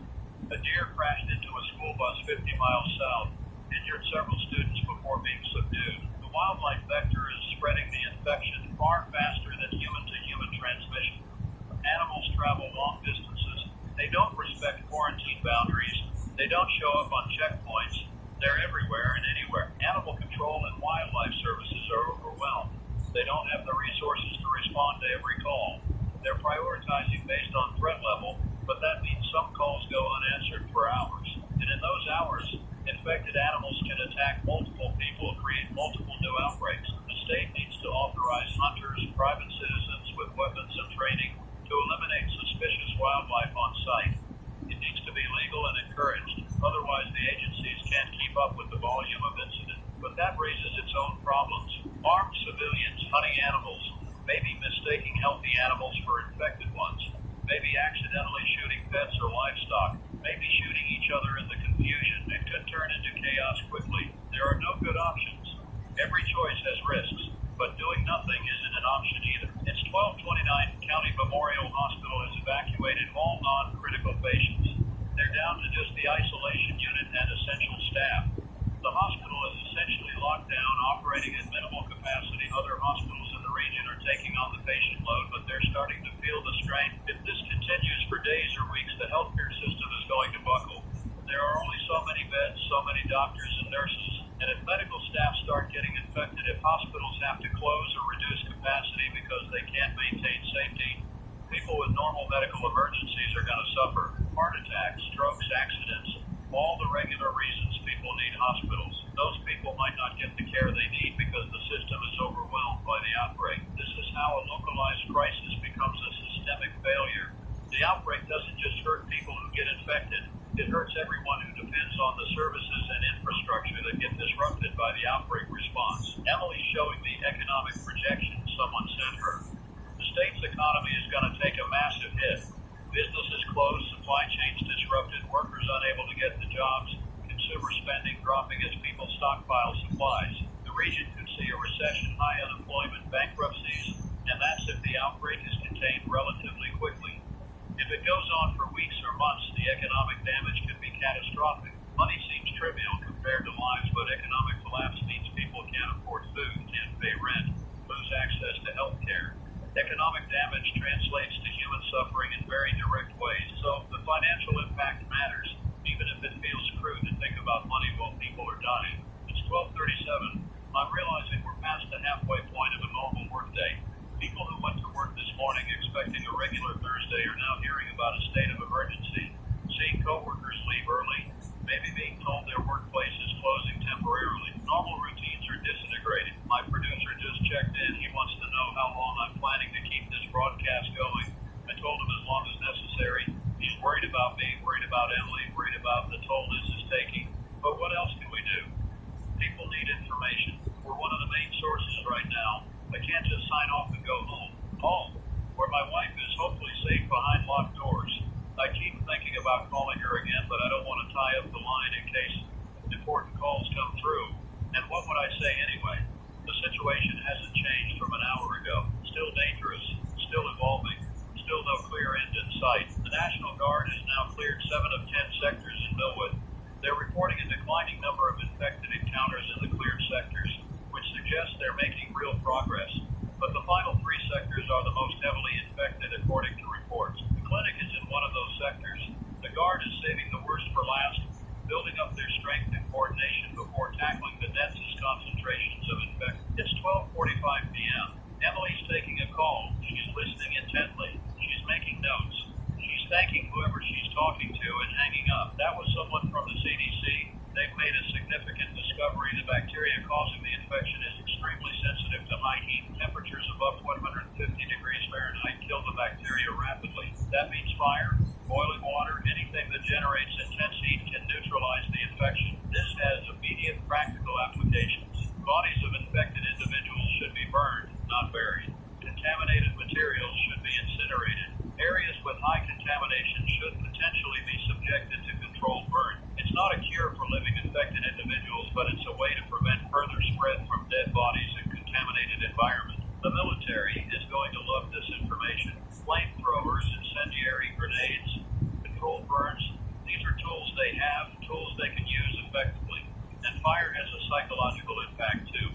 It's final, it's absolute, it destroys completely. There's no ambiguity, no chance of infection surviving. But using fire in populated areas is risky. Structures can catch fire, burns can spread out of control, people can be in danger. It has to be done carefully, with proper precautions. Still, it's a tool that wasn't available before. Knowledge is power. It's 12:52. The State Health Department is issuing new guidelines based on the CDC findings. If you encounter an infected individual, use fire if safely possible. If you must dispose of a body that might be infected, burn it. If you have contaminated materials, burn them. Minimize handling, maximize destruction through heat. They are also advising that anyone who suspects they might have been exposed should self-isolate immediately and monitor for symptoms. Fever, confusion, aggression. These are the warning signs. If symptoms appear, you have hours at most. Use that time to restrain yourself or secure yourself away from others. Don't risk infecting your family by staying near them once symptoms start. It's grim advice, essentially telling people to prepare for their own death if they get infected. But it's honest, it's practical. It gives people control over their final hours, allows them to make choices that protect others even if they can't save themselves. I wonder how many people will follow that advice. How many people feeling symptoms start will lock themselves away and wait to die alone? How many will deny it, stay close to loved ones, refuse to accept what's happening? Human nature is to seek comfort in crisis, to be near family. Asking people to isolate themselves in their final moments goes against every instinct, but it's necessary. One infected person in a household can kill and infect everyone else in that household within hours. Then you have an entire family that's infected, reanimated, a threat to the neighborhood. Isolation saves lives, even if it means dying alone. It's 1:00 p.m. We're past 6 hours of continuous broadcasting. I'm feeling the fatigue now. My voice is getting hoarse. My eyes are tired from staring at screens and notes. But I can't stop. Not yet. The National Guard is preparing to assault the final 3 sectors of Millwood. They're bringing in additional firepower using the CDC's new information to plan fire-based tactics. They're going to burn out the infected, clear the sectors with overwhelming force. It's going to be loud, violent, destructive. but it should be effective. Survivors in those sectors, if there are any, are being advised to make their presence known now. Signal from windows, call the guards hotline, use whatever method you can to identify yourself as human before the assault begins. Once it starts, anyone moving in those sectors will be assumed infected and engaged. That's a horrifying ultimatum. Reveal yourself now or risk being killed as an infected, but there's no safe way to verify who's human and who's infected during active combat. The guard can't risk close contact, can't risk letting infected get close enough to bite, so they have to make hard rules and live with the consequences. It's 1H. Emily's got new reports from Ashford. The guard units there have encountered significant resistance. The town is smaller than Millwood, but the outbreak spread faster because there wasn't an initial containment attempt. Infected individuals moved freely through the town overnight, infecting residents who had no idea what was happening.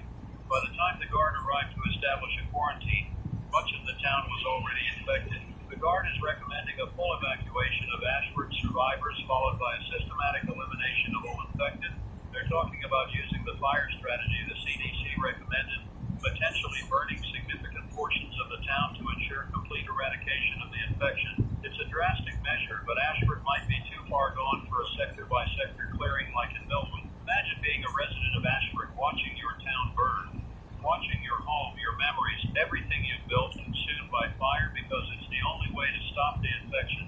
The psychological impact of that is immeasurable. Even if you survive physically, how do you recover mentally from losing everything? But what's the alternative? Let the infection spread beyond Ashford, risk more deaths, risk more towns suffering the same fate. Sometimes there are no good choices. Sometimes every option is terrible and you have to pick the least terrible one. It's 1:16. I'm hearing sirens again. Multiple emergency vehicles passing near the studio. I don't know what the emergency is.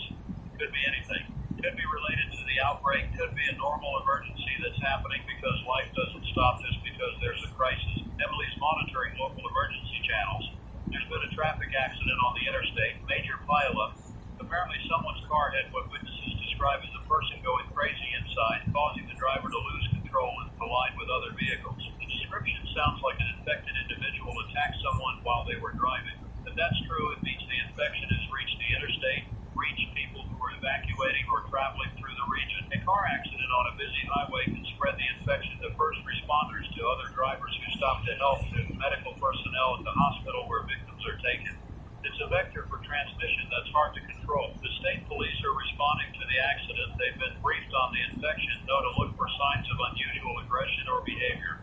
But in the chaos of a multi-vehicle pileup, it's difficult to distinguish between shock and injury and actual infection. People are hurt, bleeding, confused. How do you determine who's infected and who's just traumatized? This is going to happen more and more. Infected people getting into cars, spreading the infection beyond the immediate outbreak zones. Infected people on buses, trains, any form of transportation. Each one is a potential outbreak in a new location. The state needs to shut down all transportation in and out of the affected region. Halt all traffic, ground all flights, stop all trains and buses. It's extreme but necessary to prevent the infection from spreading nationally or internationally. We need to treat this region like a sealed box. Nothing in, nothing out until the infection is eradicated. But implementing that level of lockdown requires federal authority, massive resources, coordination across multiple states. It's not something the state governor can do alone. It requires the president, requires federal emergency declarations, requires resources that aren't immediately available. And even if they implement a full travel ban, some people will already have left. Some infected individuals might already be in other states, in other regions, incubating the disease. We might be past the point where containment to one region is possible. It's 1:25. I don't want to think about national spread. I don't want to imagine this infection reaching major cities, spreading through airports, infecting thousands or millions. But I have to consider the possibility. We all news could be the beginning of something much larger than a regional outbreak. The CDC is coordinating with federal health agencies to implement screening at transportation hubs nationwide. Anyone traveling from the affected region will be screened for symptoms. Anyone with fever or unusual behavior will be detained and isolated. It's not perfect, but it's something. The problem is the incubation period. Someone can pass through screening feeling fine, develop symptoms hours later after they've reached their destination. By then, they've exposed everyone they encounter during travel. The only truly safe approach is to halt all travel entirely, but that's economically and logistically almost impossible to implement nationwide.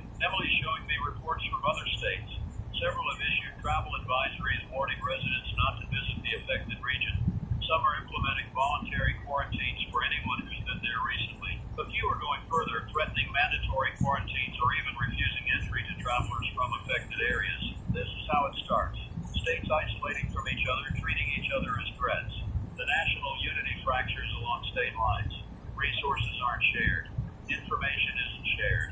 Everyone looks out for their own interests. It makes the crisis harder to manage and ensures that when the infection does spread to other states, each one will be starting from scratch, making the same mistakes we're making now. We need federal leadership. We need a coordinated national response. We need someone to stand up and say, this is what we're doing, this is the plan, everyone follow this protocol. But in the absence of that leadership, everyone's improvising, making decisions based on incomplete information and local priorities. It's 1:34 p.m. We're approaching 7 hours of broadcasting. My throat is raw. I'm drinking water constantly, but it's not enough. Emily's voice is going too. We're both exhausted, but we keep going. The National Guard assault on the final sectors of Millwood has begun. We're getting audio sounds of sustained gunfire, explosions, what might be flamethrowers. It's intense urban combat against an enemy that doesn't retreat, doesn't surrender, doesn't feel fear or panic. The Guard is advancing slowly, clearing building by building, ensuring no infected are left behind. Casualty reports are coming in, more Guard members bitten, more soldiers infected and isolated. The cost of clearing Millwood is being measured in lives and good people who responded to the crisis and paid the ultimate price. These soldiers deserve to be remembered as heroes. They're fighting the worst kind of enemy to protect people they don't know. That's heroism, but heroism doesn't make you immune to infection. It doesn't make the sacrifice any less tragic. These soldiers are dying and reanimating and being destroyed by their own comrades. There's no glory in that, no comfort for their families, just loss. It's 1:42. Emily's got word that FEMA has arrived in the region. They're setting up a regional coordination center, bringing together all the different agencies and units responding to the outbreak. Finally, we have centralized command, someone to coordinate the chaos. FEMA has experience with large-scale disasters, has protocols and procedures that can be adapted to this situation. The FEMA director on scene is holding a briefing. Emily's pulling up the audio feed. Let me listen and relay the key point. The director is outlining the federal response plan. First priority is containment, preventing spread beyond the current affected area. Second priority is elimination of infected individuals to reduce the threat. Third priority is care for survivors and displaced persons. Fourth priority is remediation of the contamination source. Fifth priority is long-term recovery and rebuilding. She's allocating resources to each priority. Additional military units for containment and elimination. Medical teams for survivor care. Environmental specialists for remediation. Mental health professionals for long-term support. It's comprehensive, it's organized, it's what we've needed since this started, but it's also reactive. Everything she's describing is a response to what's already happened. There's nothing about prevention, nothing about proactive measures to stop future outbreaks. I guess that comes later after the immediate crisis is handled, but I hope someone's thinking about long-term implications, about what we do to prevent this from happening again. Assault on Millwood's final sectors is progressing. The Guard is reporting heavy concentrations of infected near the clinic, exactly as expected. They're using incendiary weapons, burning out buildings where infected are concentrated. The fires are visible from aerial surveillance, thick black smoke rising over the town. Millwood is burning, not the whole town, but significant portions of it.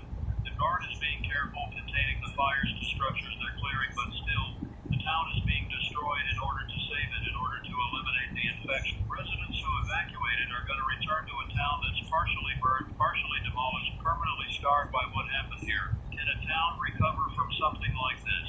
Can you rebuild, not just physically, but psychologically, after your community was overrun by infected, after neighbors turned on each other, after the military had to burn parts of the town to stop the spread? I don't know. Maybe some places, some communities are too traumatized to ever be whole again. It's 1:59, top of the hour, 2 in the afternoon. We've been broadcasting for over 7 hours. I need a real break, more than 5 minutes. Emily needs one too. We're going to step away for 15 minutes, get some food, rest our voices. Another broadcaster from the station is going to fill in, play some recorded updates, an official statement. We'll be back at 2:15. This is Daniel Rothman on 104.7 FM. Stay safe, everyone. We're back. It's 2:17. I know I said 2:15, but I needed those extra 2 minutes. I'm eating a protein bar and drinking an energy drink because coffee isn't cutting it anymore. Emily's doing the same. We look like disaster victims ourselves, pale and exhausted, but we're not the ones fighting infected or treating wounded or making life or death decisions.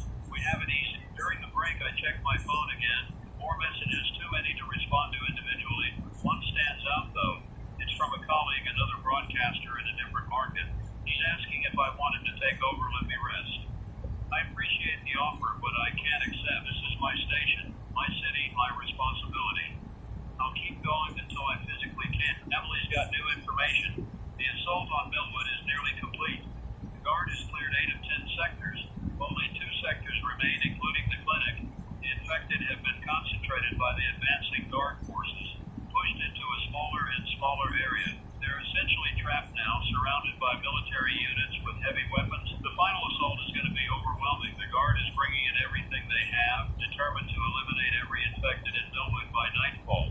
They want the town secure before dark because fighting infected at night is even more dangerous. The infected don't need light to function. They attack by sound and movement. Darkness favors them, so the clock is ticking. They have maybe 4 hours of good daylight left, 4 hours to eliminate potentially hundreds of infected in close quarters. It's going to be bloody, brutal, intense, and unavoidably tragic because among those infected are people or were people. Someone's mother, someone's child. Now just targets to be destroyed. It's 2025. The environmental team at the nuclear waste site is beginning emergency containment measures. They're sealing the most critical breaches with temporary patches, essentially plugging holes until permanent repairs can be made. They're setting up pumps to redirect contaminated water away from lateral drainage paths. They're marking a larger exclusion zone to keep people and animals away. These measures will slow the contamination but won't stop it entirely. Think of it like trying to patch a leaking dam with duct tape. It helps, but it's not a real solution. The real solution requires massive construction projects, specialized materials, probably months of work, but every little bit helps. Every gallon of contaminated water that doesn't reach a stream is a potential infection prevented. The hydrologist is recommending that all surface water in the region be tested and possibly treated. Streams, ponds, lakes, anything that might have been contaminated. The testing alone will take weeks. Treating the water, if it's contaminated, could take months. And in the meantime, people and animals continue to use that water, continue to be potentially exposed. This is a long-term problem. Even if we eliminate every infected individual today, even if we stop all new transmissions, the contamination remains. It's in the environment. It'll be there for years, decades maybe, slowly breaking down or being diluted, but never truly gone. We've permanently altered the ecosystem of this region. It's too dirty. Emily's monitoring social media and she's seeing a lot of panic, but also a lot of resilience. People are helping each other, sharing resources, checking on neighbors. Communities are coming together in response to the crisis. That's humanity at its best. When things are darkest, people reach out to each other, support each other, refuse to give in to despair. But she's also seeing ugly stuff. Looting in some areas, people taking advantage of the chaos to steal. Price gouging, stores charging exorbitant amounts for basic supplies. Scams, people claiming to have cures or protective equipment that doesn't actually work. Crisis brings out the best and worst in people simultaneously. Law enforcement is stretched thin dealing with the outbreak, so property crimes are going under-responded. People are reporting break-ins, thefts, assaults, but police can't respond quickly. They're focused on the infection, on enforcing quarantines, on preventing spread. Normal crime becomes secondary. This is another way the outbreak impacts everyone, not just people directly exposed to the infection. The breakdown of normal social order affects everyone's safety and security. We take for granted that police will respond to emergencies, that rules will be enforced, that society functions. When that breaks down, even temporarily, it's alarming. It's 2:41. County Memorial Hospital is reporting that the nurse who was bitten has died. She reanimated quickly, was fully secured. No additional infections resulted. But the staff who knew her, who worked with her, they're devastated. She was a colleague, a friend, and they had to watch her die and turn and be restrained like an animal. That trauma is going to stay with them. The hospital administrator is implementing new protocols. Any staff member who's exposed in any way is immediately removed from duty and isolated, no exceptions. It's harsh, but necessary. One infected staff member loose in a hospital could kill dozens of vulnerable patients before being stopped. Can't risk it. But this policy means the hospital is operating short-staffed. Every exposure removes someone from the workforce. And exposure is easy in a hospital environment where you're dealing with one, bodily fluids, agitated patient. The staff are exhausted, making mistakes, getting accidentally stuck with needles or splashed with fluids. Each incident means another person isolated, another person potentially infected. The hospital might have to close entirely if they lose too many staff. Then where do people go for medical care? The next nearest hospital is 30 miles away, and if this pattern repeats at other hospitals if they all start losing staff to infection or isolation. The regional healthcare system collapses completely. It's 2:49. We're getting reports of infected individuals spotted in multiple locations outside the quarantine zones. Small numbers, ones and twos, but scattered across a wide area. These are probably people who left Millwood or Ashbrook before the quarantine, people who were infected and died in their cars or at their destinations, then reanimated and started attacking. Each one of these is a potential new outbreak. Each one needs to be located and eliminated before they can infect others. But tracking them down is difficult. They could be anywhere, in a parking lot, in a hotel, in someone's home. And we only know they're there after they attack someone, by which point they've already created a new infection. The state police are organizing search teams, coordinating with local law enforcement to track down reported sightings. But it's reactive, chasing outbreaks after they start rather than preventing them. We need to find a way to get ahead of this to identify infected individuals before they spread the disease. Maybe checkpoints on major roads, screening all travelers, detaining anyone with injuries or symptoms. It's not perfect, but it's something. Better to inconvenience thousands of healthy people than let one infected person through to start a new outbreak. It's 2057. The National Guard is preparing for the final assault on the clinic in Millwood. This is the epicenter where it all started, where the highest concentration of infected remains. The Guard is bringing overwhelming force, determined to end this decisively. They're asking all media to stop broadcasting live from Millwood during the assault. They don't want the public to see what's about to happen. It's going to be violent, graphic, disturbing. They're worried about the psychological impact of watching it, about how people will react to seeing the military use such extreme force against what look like civilians. I understand the concern, but I also think people deserve to know the truth. We can't shelter people from reality, especially when that reality is going to affect everyone's lives going forward. If the assault is brutal, people need to see that, need to understand the severity of what we're dealing with. But I'm not on the scene. I don't have video feed from Millwood. So the question is moot for us. We'll report what we hear, what we learn from official sources, but we won't show anything graphic. That's probably for the best. It's 3:05. The assault has begun. We're hearing it through radio communications, military channels that are being monitored by various agencies. Heavy weapons fire, sustained bursts, explosions. The Guard is pouring firepower into the clinic and the surrounding block. Emily's monitoring the military channel. The Guard commander is giving orders, directing units, calling for fire support.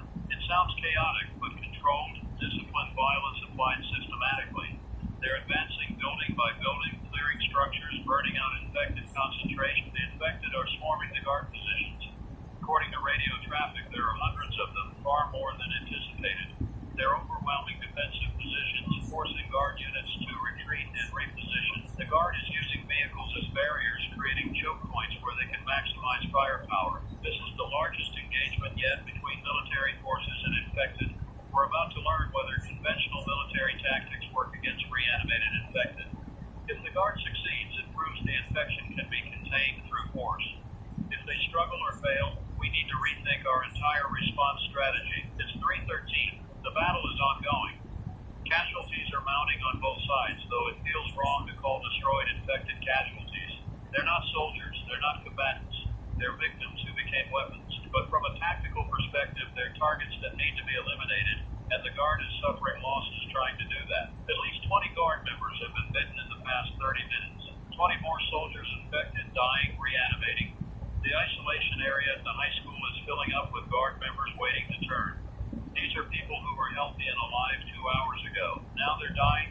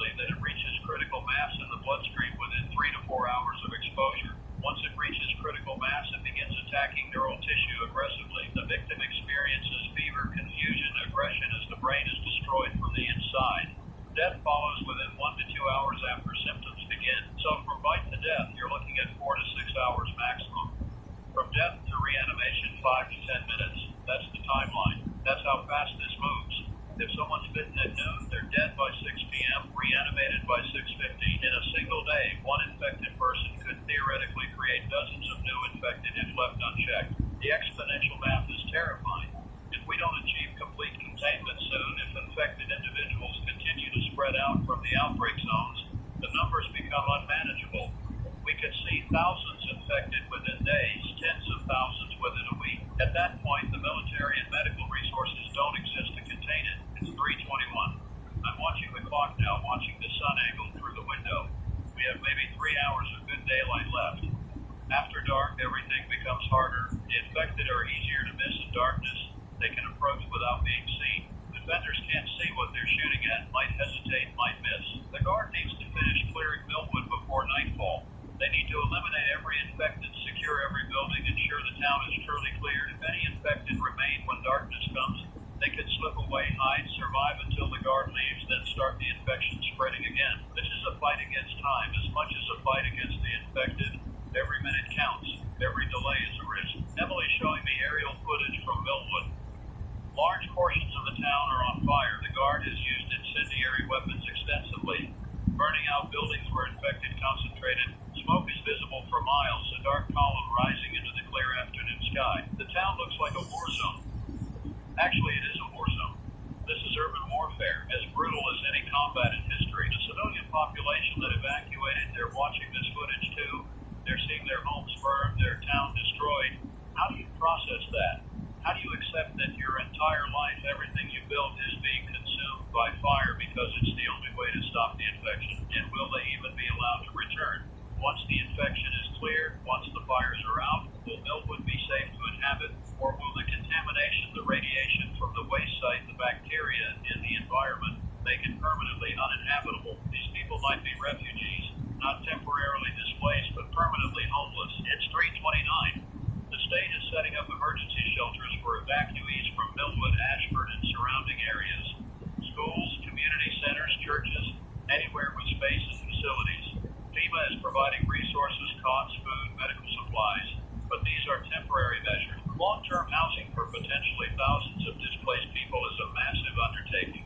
Some evacuees have family elsewhere, can stay with relatives or friends, but many don't. Many are going to be dependent on emergency services for weeks or months, and the psychological trauma, the stress of displacement, the uncertainty about the future, that's going to take a toll. We're going to see mental health crises, domestic violence, substance abuse, all the problems that arise when people are pushed beyond their capacity to cope. Social services are already overwhelmed, already struggling to handle the volume of need, and this is just one region, one outbreak. If this spreads nationally, if other regions face similar crises, the entire social support system could collapse under the weight. The federal government needs to allocate massive resources to this, needs to treat it as a national emergency on par with a major natural disaster. But I don't know if that's happening. I don't know if the people in Washington understand the scale and severity of what we're facing here. It's 3:37. The battle at the Millwood Clinic is reaching a critical point. The guard has pushed the infected into a concentrated area, essentially surrounded them. They're preparing to use overwhelming firepower to eliminate them all at once.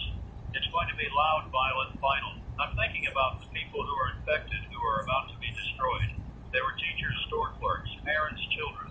They had lives, had dreams, had people who loved them. The infection took all that away, turned them into monsters, and now they're going to be burned away like they never existed. There should be some kind of memorial, some way to honor who they were before the infection. They're victims, not villains.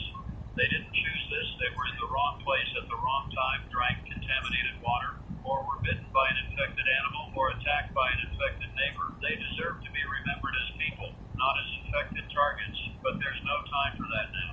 Right now, they're threats that need to be eliminated. The morning comes later if we survive to do it. It's 3:45. Emily's getting reports that the guard is advancing using armored vehicles as mobile cover, pouring fire into the concentrated infected. The sound must be deafening. The violence must be overwhelming, but it's working. The infected are being destroyed systematically, efficiently, brutally. Within the next hour, Millwood should be secure. The town will be burned and bloody, but it will be clear of infected. That's the first major victory in this crisis. It proves the infection can be stopped, can be contained through determined military action. It gives us hope that other outbreaks can be handled similarly. But at what cost? Dozens of guard members infected and dying. A town partially destroyed. Hundreds of civilians dead. The economic and psychological damage immeasurable. This is victory, but it doesn't feel victorious. It feels like survival, barely a terrible cost. The FEMA director is preparing a statement. Emily's pulling up the feed. Let me listen and relay the important part. She's announcing that Millwood is expected to be fully next 2 hours. She's confirming that Ashford will be evacuated completely and then systematically cleared using fire-based tactics. She's announcing expanded quarantine zones around both towns, nobody in or out for at least 72 hours, while they ensure no infected remain. She's addressing the wildlife vector. Teams are being deployed to hunt and eliminate infected animals throughout the region. Residents are advised to stay indoors at dawn and dusk when animals are most active. Any aggressive or unusual animal behavior should be reported immediately. She's announcing that all water sources in the affected region should be considered potentially contaminated. Do not drink untreated water. Boil all water for at least 10 minutes before drinking. Bottled water is being distributed to areas without safe municipal supplies. She's confirming that the nuclear waste site is being sealed and contained, with long-term remediation to follow. She's acknowledging that the site has been leaking for an unknown period, possibly years, and that the contamination has spread through groundwater and surface water across a wide area. She's saying that the state and federal government are committed to supporting affected communities, providing resources for recovery and rebuilding. She's saying this is a national emergency and will be treated as such with the full weight of federal resources behind it. It's a good statement, clear, comprehensive, honest about the challenges, but I wonder if she understands that we might be past the point of containment. The infected individuals who left before the quarantine, the animals that spread the contamination, they're out there, creating new outbreaks. This isn't over. It might just be beginning. It's 3:54. We're approaching the 4-hour mark since we came back from the longer break. 8 hours total of broadcasting with just brief interruptions. I'm running on fumes and adrenaline. Emily's in worse shape than me. She looks like she's about to collapse, but we keep going. The Guard is reporting that organized resistance in Millwood has ended. The concentrated infected at the clinic have been eliminated. Now they're doing building-to-building searches looking for any remaining infected that might be hiding or isolated. This phase is slower, more methodical, but necessary. Can't leave any infected behind. They're also collecting bodies, both of infected and of victims who died but didn't reanimate because they weren't infected. The bodies are being burned in a designated area on the outskirts of town. The smoke from that burn is adding to the smoke from the building fires. The whole area must smell of death and burning. The psychological impact on the Guard members doing this work is going to be severe. You can't do what they're doing, see what they're seeing, participate in what amounts to mass destruction of human bodies, and come away unscathed psychologically. These soldiers are going to need years of therapy, support, understanding. Some of them will never be the same. It's 4:02. The sun is getting lower. We have maybe 2.5 hours of daylight left. The Guard is racing to finish the Millwood clearing before dark. They're ahead of schedule, which is good. They might actually finish with time to spare. Emily's got new reports of infected sightings. One on Highway 89, about 60 miles west of here. One in a small town called Riverside, 70 miles north. One in a rural area 50 miles south. These are scattered, isolated incidents so far, but they confirm that infected individuals made it out of the initial outbreak zone before quarantine was established. Each of these sightings is being responded to by local law enforcement with support from state resources.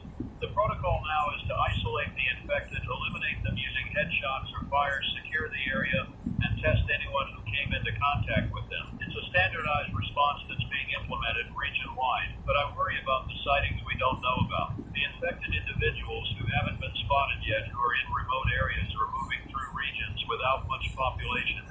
They're out there, wandering, maybe attacking people who won't be found for days. Each one is a time bomb waiting to create a new outbreak. The state needs to implement a public alert system. If an infected individual is spotted in an area, everyone in that area gets an immediate alert on their phones, like an Amber Alert, but for infected sightings. Give people the information they need to stay safe, to avoid the area, to be on the lookout. It's 4:11. My phone's vibrating again. Another text from my wife. She's hearing gunshots in the distance several blocks away.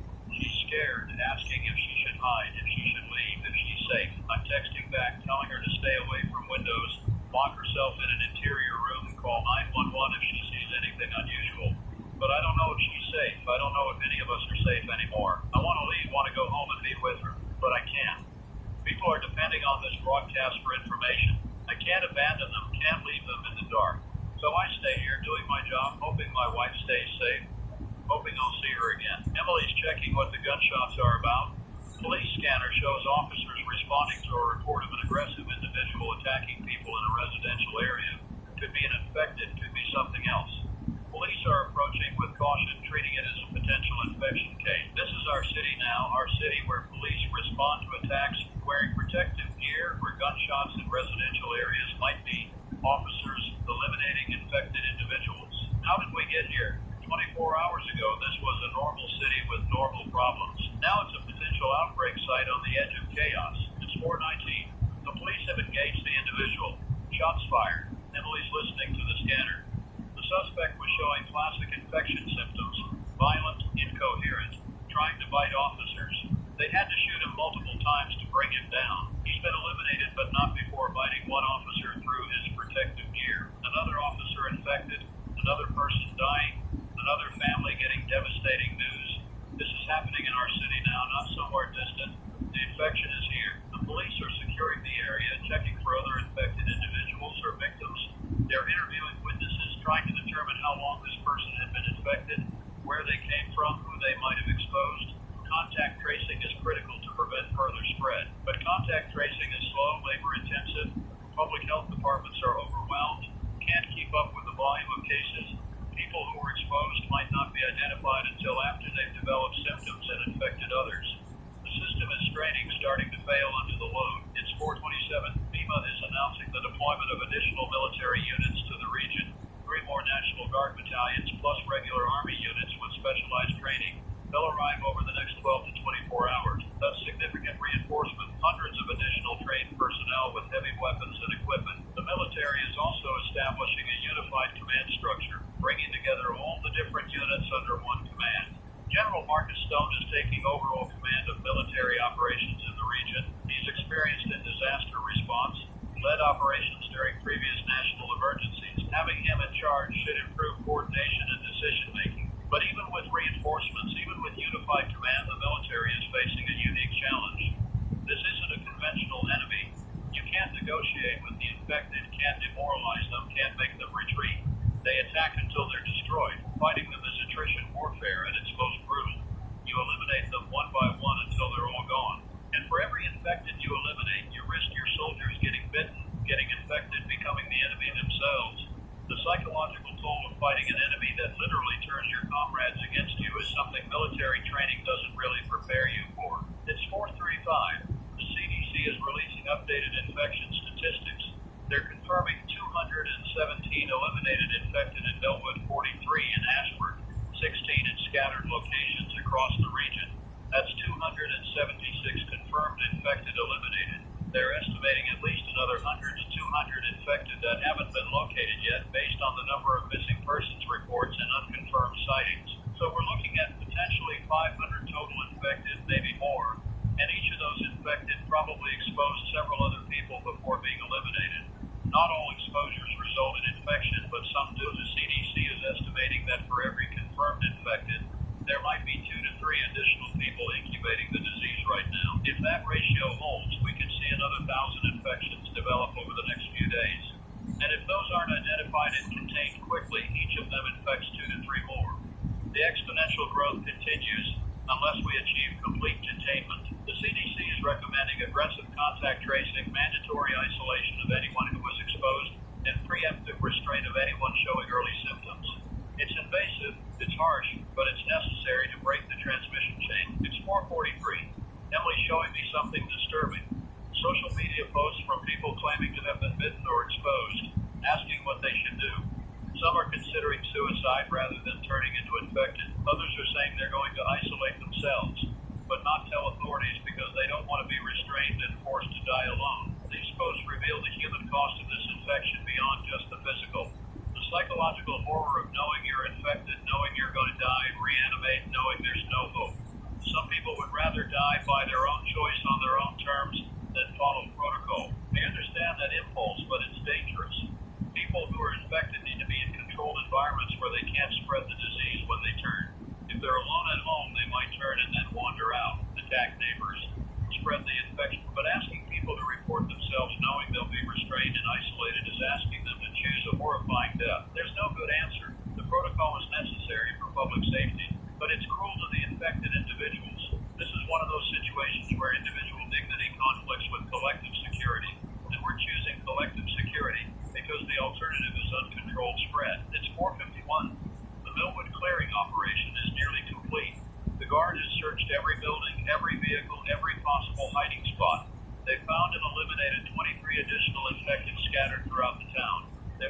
found survivors, 12 people who barricaded themselves and survived uninfected. Those survivors are being evacuated now, taken to screening facilities for testing. The town is declared secure as of 4:47 p.m. Millwood is clear. It took a full day, cost dozens of lives, destroyed significant portions of the town, but it's done. The infection has been eliminated from Millwood. This is a significant achievement. It proves that outbreaks can be contained and eliminated through determined military action. It provides a template for handling future outbreaks. It gives us hope, but Millwood is small, just a few thousand residents, relatively isolated, on terrain favorable to military operations. What happens when an outbreak occurs in a major city with hundreds of thousands of people, dense urban environments, complex infrastructure? Can the same tactics work there, or would it require a level of force and destruction that's unacceptable in a major population center? These are questions we need to be thinking about because the infection is still spreading. More outbreaks are likely. We need to be prepared for the worst case scenario. It's 40:59, top of the hour, 5 p.m. We've been broadcasting for over 9 hours with only brief breaks. I can barely speak anymore. My voice is hoarse and cracking. Emily looks like she's going to pass out. But we're not done. The crisis isn't over. The operation in Ashford is about to begin. The Guard has completed evacuation of survivors and is preparing to systematically burn the town. Ashford is smaller than Millwood, easier to clear, but the infection spread more thoroughly there. The decision was made to use fire as the primary elimination method rather than attempting a building-by-building clearing like in Millwood. Residents of Ashford who evacuated are being told their town is going to be destroyed.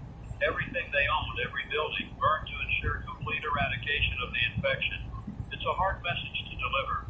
These people already lost their community to the outbreak. Now they're losing the physical place itself, but it's necessary. Ashford is too contaminated, too thoroughly infected to clear safely through conventional means. Fire is faster, more certain, more complete. It's the right tactical decision, even if it's devastating for the residents. It's 5:07. The controlled burn of Ashford has begun. The Guard is using incendiary devices to ignite structures systematically, starting from one side of town and moving across. They're controlling the burn carefully, ensuring it doesn't spread to surrounding forest areas, ensuring it stays contained to the town itself. The fire is going to burn through the night. By morning, Ashford will be ash. A town that existed for over 100 years, that had history and culture and community, will be gone. Erased in a single evening because of contaminated water and mutated bacteria. I keep thinking about all the personal effects being destroyed. Family photos, heirlooms, children's artwork, wedding albums, all the small things that make up a life. All of it burning, turning to ash, lost forever. The residents will have only their memories left. No physical touchstones, no mementos, nothing to ground their memories in reality. It's another form of trauma, another layer of loss. The infection doesn't just kill people. It destroys everything, leaves nothing behind but ash and green. It's 5:15. Emily's got an update on the nuclear waste site. The emergency containment measures are in place. The worst leaks have been sealed temporarily. Water flow has been redirected away from the most contaminated areas. The exclusion zone has been expanded and properly fenced, but the environmental team is confirming that contamination has spread extensively through the groundwater system. The aquifer that serves the region has been compromised. Testing is going to take weeks to determine the full extent of contamination, and treatment, if it's even possible, could take months or years. In the meantime, the entire region needs to be on bottled water. Municipal systems need to be tested and potentially shut down if contamination is detected. Private wells are all suspect. Tens of thousands of people dependent on water infrastructure that might be unusable. FEMA is coordinating water distribution, bringing in tanker trucks, establishing distribution points. But it's a massive logistical undertaking. People need water daily, gallons per person for drinking, cooking, sanitation. Keeping an entire region supplied with bottled water for an extended period is challenging and expensive. The long-term solution is to fix or replace the contaminated water infrastructure, but that's a project that will take years and billions of dollars. In the meantime, this region is dependent on emergency water supplies. That's not sustainable indefinitely. It's 5:23. I'm watching the clock again. The sun is getting low. We have maybe an hour and a half of daylight left. After that, darkness. And in the darkness, infected individuals are harder to spot, easier to miss. The hunt for scattered infected is going to become much more difficult once night falls. The state police and National Guard are shifting tactics for nighttime operations. They're using thermal imaging, night vision equipment, portable lighting systems. setting up patrols and checkpoints, establishing lighted secure zones where civilians can shelter safely. They're preparing for the possibility of nighttime encounters with infected, but darkness favors the infected. They don't need to see. They attack based on sound and movement.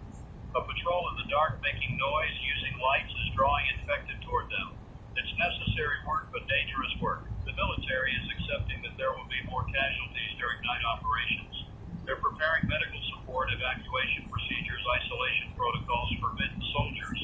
They're treating night operations as high risk, sending out only experienced units with proper support. It's 5:31.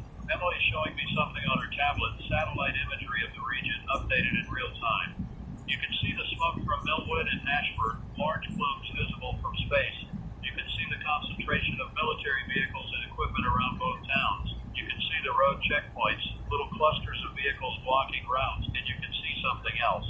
Heat signatures in the forests, moving patterns that might be infected animals or infected humans wandering through the wilderness. There are dozens of them, scattered across hundreds of square miles. Each one is a potential outbreak waiting to happen if they encounter humans. The military can't possibly track down all of them. The forest is too large, too dense, too difficult to search systematically. Some infected are going to remain at large, wandering through the wilderness until they die of exposure or injury, or until they encounter someone and create a new outbreak. This is the wildlife vector problem writ large. You can secure towns, can establish quarantine zones, can control human movement, but you can't control the infected wandering through forests and rural areas. They're going to be out there for days, weeks, maybe longer. The state is going to have to implement long-term monitoring, keep search teams active, respond to sightings aggressively. This isn't a problem that gets solved in a day or a week. It's going to be ongoing for the foreseeable future. It's 5:39. My phone's vibrating. My wife again. The gunshots have stopped. Police are going door to door in her neighborhood, checking on residents, looking for any signs of infection. She's scared to open the door even for police. I don't blame her. In the chaos, how do you know who's really police and who's someone pretending to be police? How do you know who to trust? I'm telling her to ask for identification through the door, verify their names with 911 dispatch before opening. It's probably overkill, probably unnecessary caution, but better safe than sorry. Trust is eroding in this crisis. When you can't trust that your neighbor isn't infected, can't trust that the person at your door is who they claim to be, social cohesion breaks down. That breakdown is as dangerous as the infection itself in some ways. Society functions on trust, on shared norms and expectations. When that dissolves, when everyone becomes suspicious of everyone else, you get isolation, paranoia, conflict. We're not there yet, but we're heading in that direction if this continues. It's 5:47. The CDC is releasing more information about the mutation that caused this infection. The bacteria, originally a common soil bacteria, was exposed to radiation from the waste site for decades. The radiation caused rapid genetic mutations, most of which were non-viable. But some mutations survived, and those mutations continued to mutate in the radioactive environment. What emerged was a bacteria that's extraordinarily aggressive, that reproduces rapidly, that targets neural tissue specifically. The CDC is calling it a supermutation. A bacteria that evolved in ways that normally take millions of years, but happened in decades due to the extreme selective pressure of the radioactive environment. This bacteria is unlike anything in the medical literature. It's not responding to antibiotics because it's so genetically different from the original species.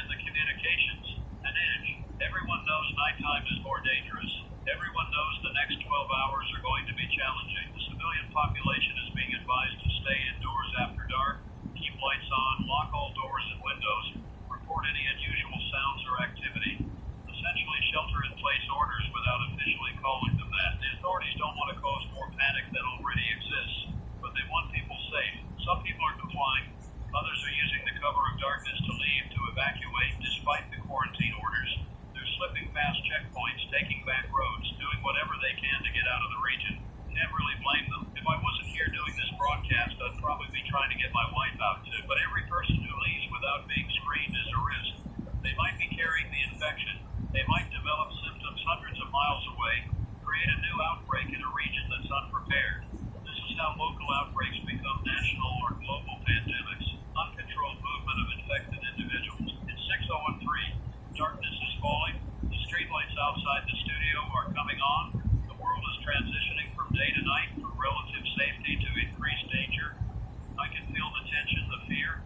Night is when bad things happen in crisis situations. Night is when defenses fail, when things go wrong, when people die. The National Guard is lighting up their positions, using generators to power floodlights, creating islands of light in the darkness. Checkpoints are lit up like daylight, making it impossible for infected to approach unseen. Patrol routes are being marked with portable lights, creating safe corridors through the darkness. But outside those lighted areas, darkness, complete darkness. In many rural areas with no power, no street lights, no ambient light for buildings. In that darkness, infected could be anywhere, moving, hunting, searching for prey. The Guard is using thermal imaging to sweep dark areas looking for heat signatures that might indicate infected. But thermal imaging isn't perfect. It can miss things, can be fooled by environmental factors. It's a tool, but not a guarantee. At 6:11, Emily's got a report from a patrol that encountered infected in a rural area. 3 infected wandering together, moving along a county road. The patrol engaged them with spotlights and gunfire. All 3 were eliminated, but not before getting close enough to the patrol vehicle to attack it, damaging the vehicle and forcing the patrol to retreat. The patrol is calling for backup, saying there might be more infected in the area. They're requesting air support helicopter with searchlights to do aerial reconnaissance.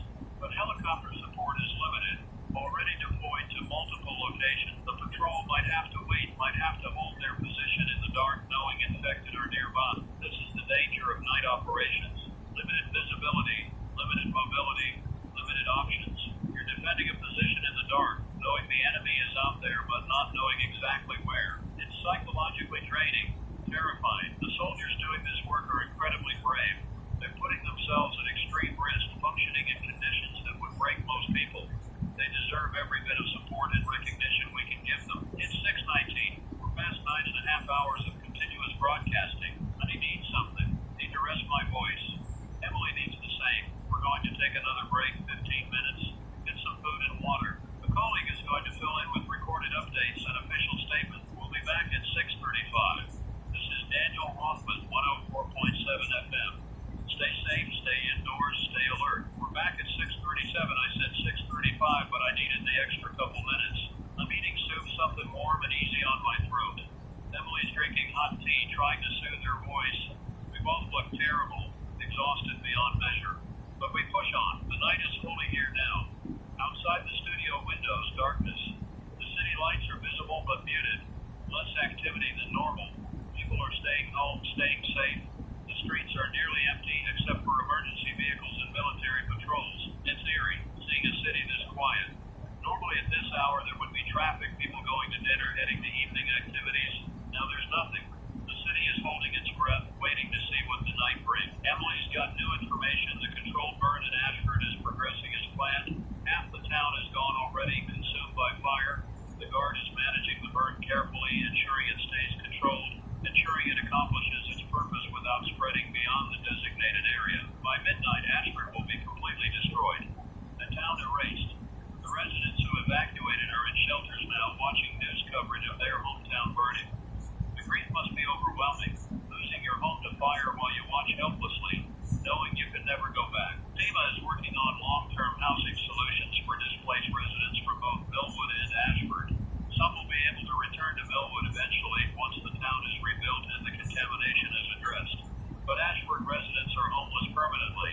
Their town won't be rebuilt and the land will likely remain contaminated, unusable. The state is going to have to relocate entire communities, help hundreds of families start over from nothing.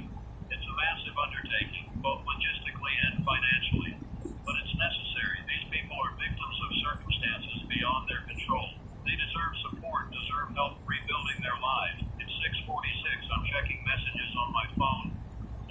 family and friends more questions I don't have answers for. One message stands out. It's from a listener, someone in Millwood, who evacuated and is now in a shelter. They're thanking me for the broadcast, saying it's the only reliable information they've had all day. Saying my voice kept them calm during the evacuation gave them hope that this situation was being handled. That message means more to me than I can express. I'm doing this broadcast because it's my job, because people need information. But knowing it's actually helping, knowing it's making a difference, that makes the exhaustion and stress worthwhile. Emily's showing me similar messages she's received. People thanking us, saying the broadcast has been vital for them. It's humbling. It's also pressure. We can't stop now. Can't let these people down. They're counting on us.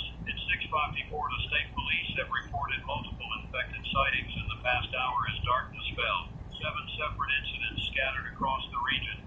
All were responded to. All infected were eliminated, but it confirms that infected are active at night, moving, searching for prey. One incident is particularly concerning. An infected individual made it into a residential neighborhood, attacked the family in their home. 2 family members were killed, 3 were bitten. Police arrived and eliminated the infected, but the 3 who were bitten are now infected themselves. They're being transported to isolation facilities where they'll die and reanimate within hours. This is what we feared. Infected penetrating into residential areas, attacking families in their homes. The places people feel safest, their own homes aren't safe anymore.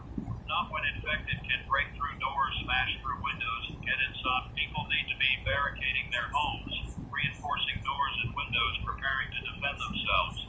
Waiting for police or military to arrive might be too late. You have to be prepared to protect yourself and your family. It's 72. Emily's got a disturbing report. The officer who was bitten earlier in our city, during the incident with the aggressive individual, he's died. He died at County Memorial Hospital about 20 minutes ago. He's been secured in the isolation unit, and medical staff are monitoring him for reanimation. This is going to be hard for the police department, watching one of their own die and reanimate. The officer has colleagues at the hospital, friends who want to be with him, but they can't.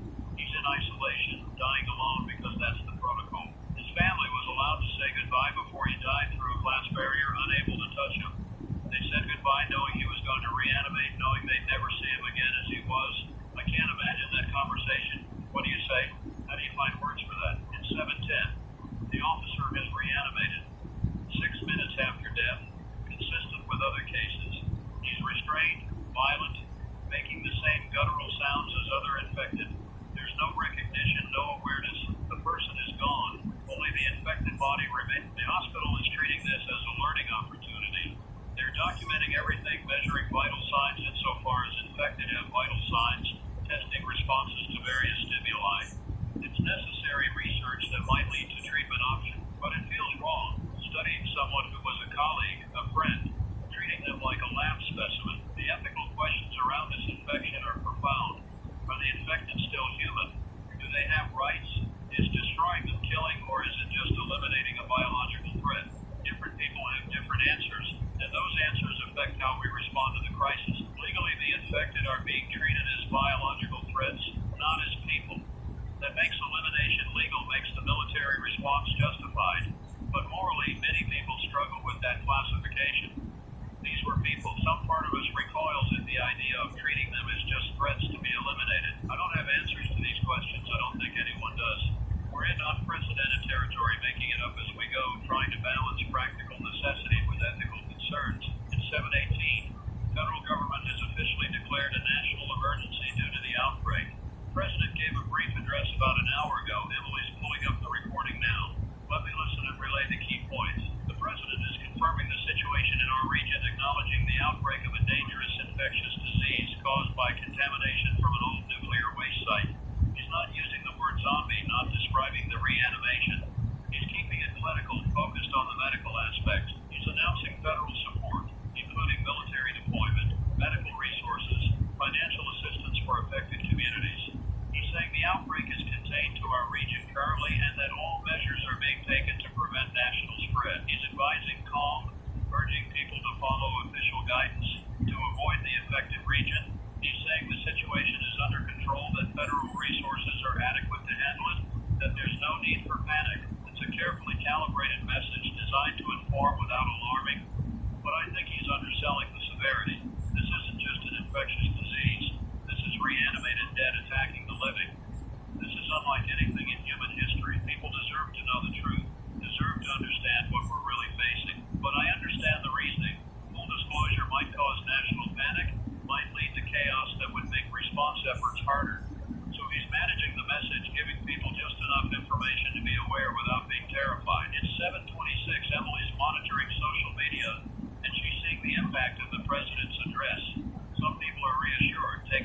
supported federal involvement.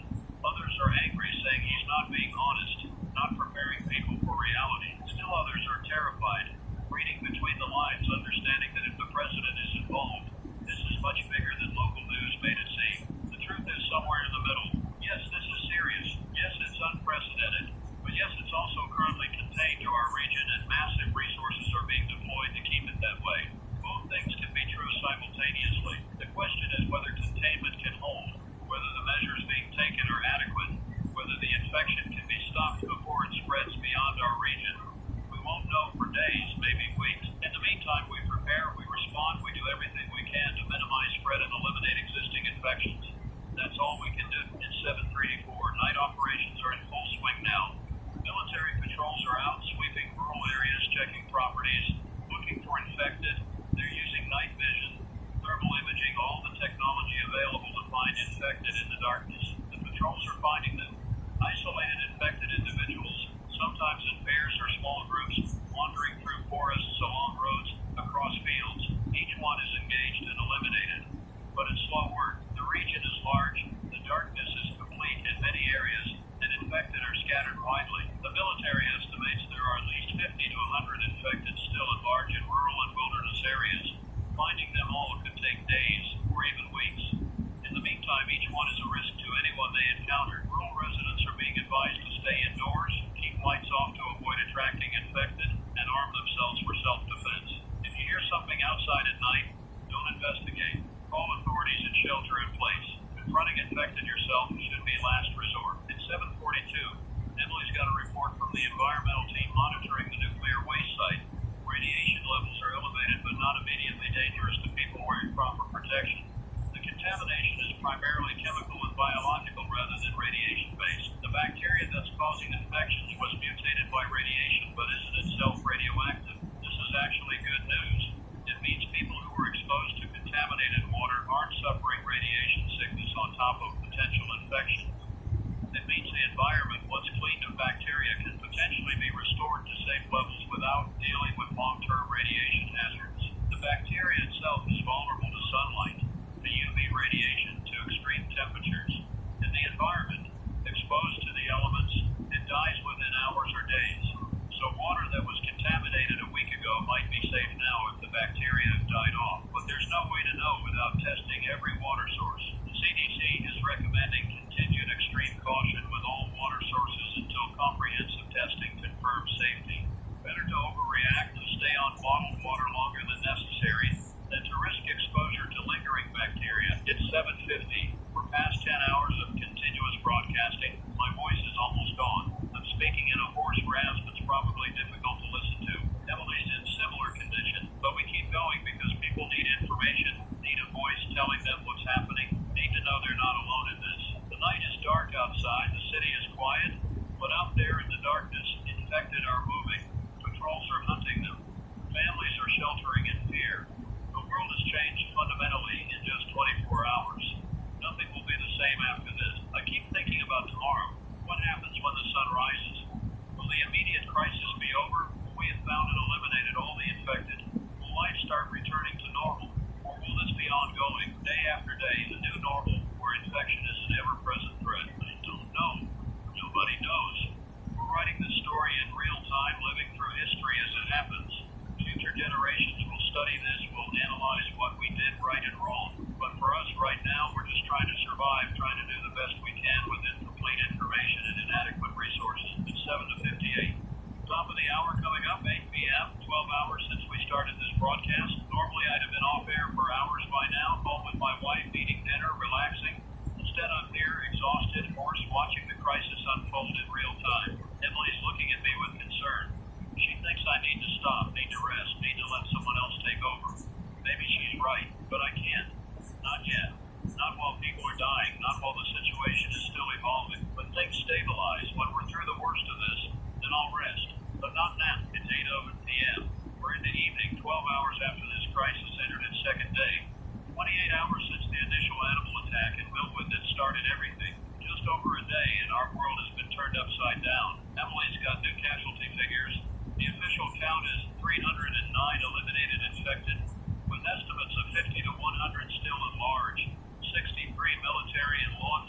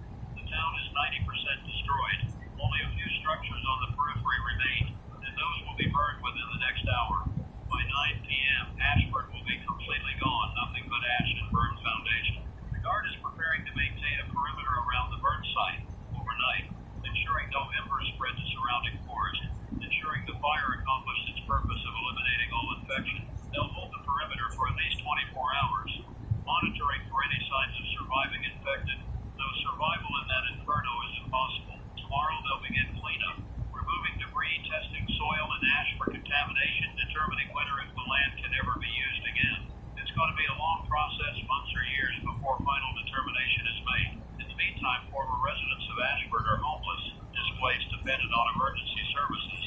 Their lives have been completely disrupted, their futures uncertain. The psychological trauma is going to last for years. It's 8:17. Emily's showing me footage of the burn. The entire town is engulfed in flames, an inferno visible for miles. The heat is so intense that the guard perimeter has to stay back several hundred yards. The sound must be deafening, the roar of fire consuming everything. It's apocalyptic imagery, a town burning, being erased from existence. This is what we've come to. This is what's necessary to stop the infection. Complete destruction, total elimination of any possible contamination. I wonder if this is what future outbreaks will look like. If an outbreak occurs in a city, will we be willing to burn entire neighborhoods, entire districts? At what point does the cure become worse than the disease? At what point do we say the cost is too high? These are questions we'll have to answer if this continues. Hard questions with no good answers. How much are we willing to destroy to save the rest? How many lives are we willing to sacrifice to protect others? It's 8:25. My phone's vibrating. My wife, she's hearing explosions in the distance. I'm checking with Emily, checking police and military channels. There's a military operation underway about 5 miles from our location. A group of infected was spotted in an industrial area. The military is using explosives to collapse buildings, trapping the infected inside, then burning the rubble. It's an effective tactic for dealing with concentrated infected in non-residential areas. Collapse the structure, eliminate the infected in the rubble, burn everything. It's loud, it's violent, but it worked. But it means our city is now a combat zone. Explosions in the night, fires burning, military operations in urban areas. This is surreal. This doesn't happen in peaceful nations and stable societies. This is what happens in war zones. And maybe that's what this is. A war. Not against human enemies, but against an infection, against reanimated dead, against nature turned hostile. A war we didn't choose, didn't expect, but find ourselves fighting nonetheless. It's 8:33. The military operation near our location has concluded successfully. All infected in that area have been eliminated. No military casualties. The collapsed building is burning now, ensuring complete destruction of any remaining biological material. The explosions have stopped. The city is quiet again, except for the distant sound of sirens, the hum of helicopters overhead, the constant background noise of a city in crisis. My wife is okay, shaken by the explosions, but physically safe. I'm telling her again to stay inside, stay away from windows, keep her phone charged and nearby. I wish I could be there with her. But I'm here, doing this broadcast, because it's what I can do to help. Emily's got new information from the CDC. They've completed genetic sequencing of the mutated bacteria. It's even more different from the original species than they initially thought. It's essentially a new organism, something that's never existed before, created by the unique conditions of the radioactive waste site. The CDC is sharing this information with research institutions worldwide. They're hoping someone somewhere will have insights that lead to treatment options. But realistically, developing a cure for a completely novel organism is going to take time. The focus has to remain on containment and elimination. Prevent new infections through quarantine and screening. Eliminate existing infections through destruction of infected individuals. It's brutal, but it's the only option currently available. It's 8:42. The State Health Department is updating guidelines for handling bodies. Any body that might have been infected must be burned within 12 hours of death before decomposition begins. Decomposition could potentially spread the bacteria in the soil and groundwater, creating new contamination. This means families can't have traditional funerals for infected loved ones. No viewings, no burials, just immediate cremation. It's another loss, another way this crisis disrupts normal life and grief processes. But it's necessary. The bacteria can survive in dead tissue for a time. Bodies left to decompose naturally could become sources of contamination. So everyone who dies from infection has to be burned, ashes scattered or buried in sealed containers. The funeral industry is being mobilized to handle the volume of cremations. Mobile cremation units are being brought in. Mass cremations are being organized. It's grim work, but necessary work. It's 8:50. FEMA is announcing the establishment of a formal quarantine zone encompassing 9 counties.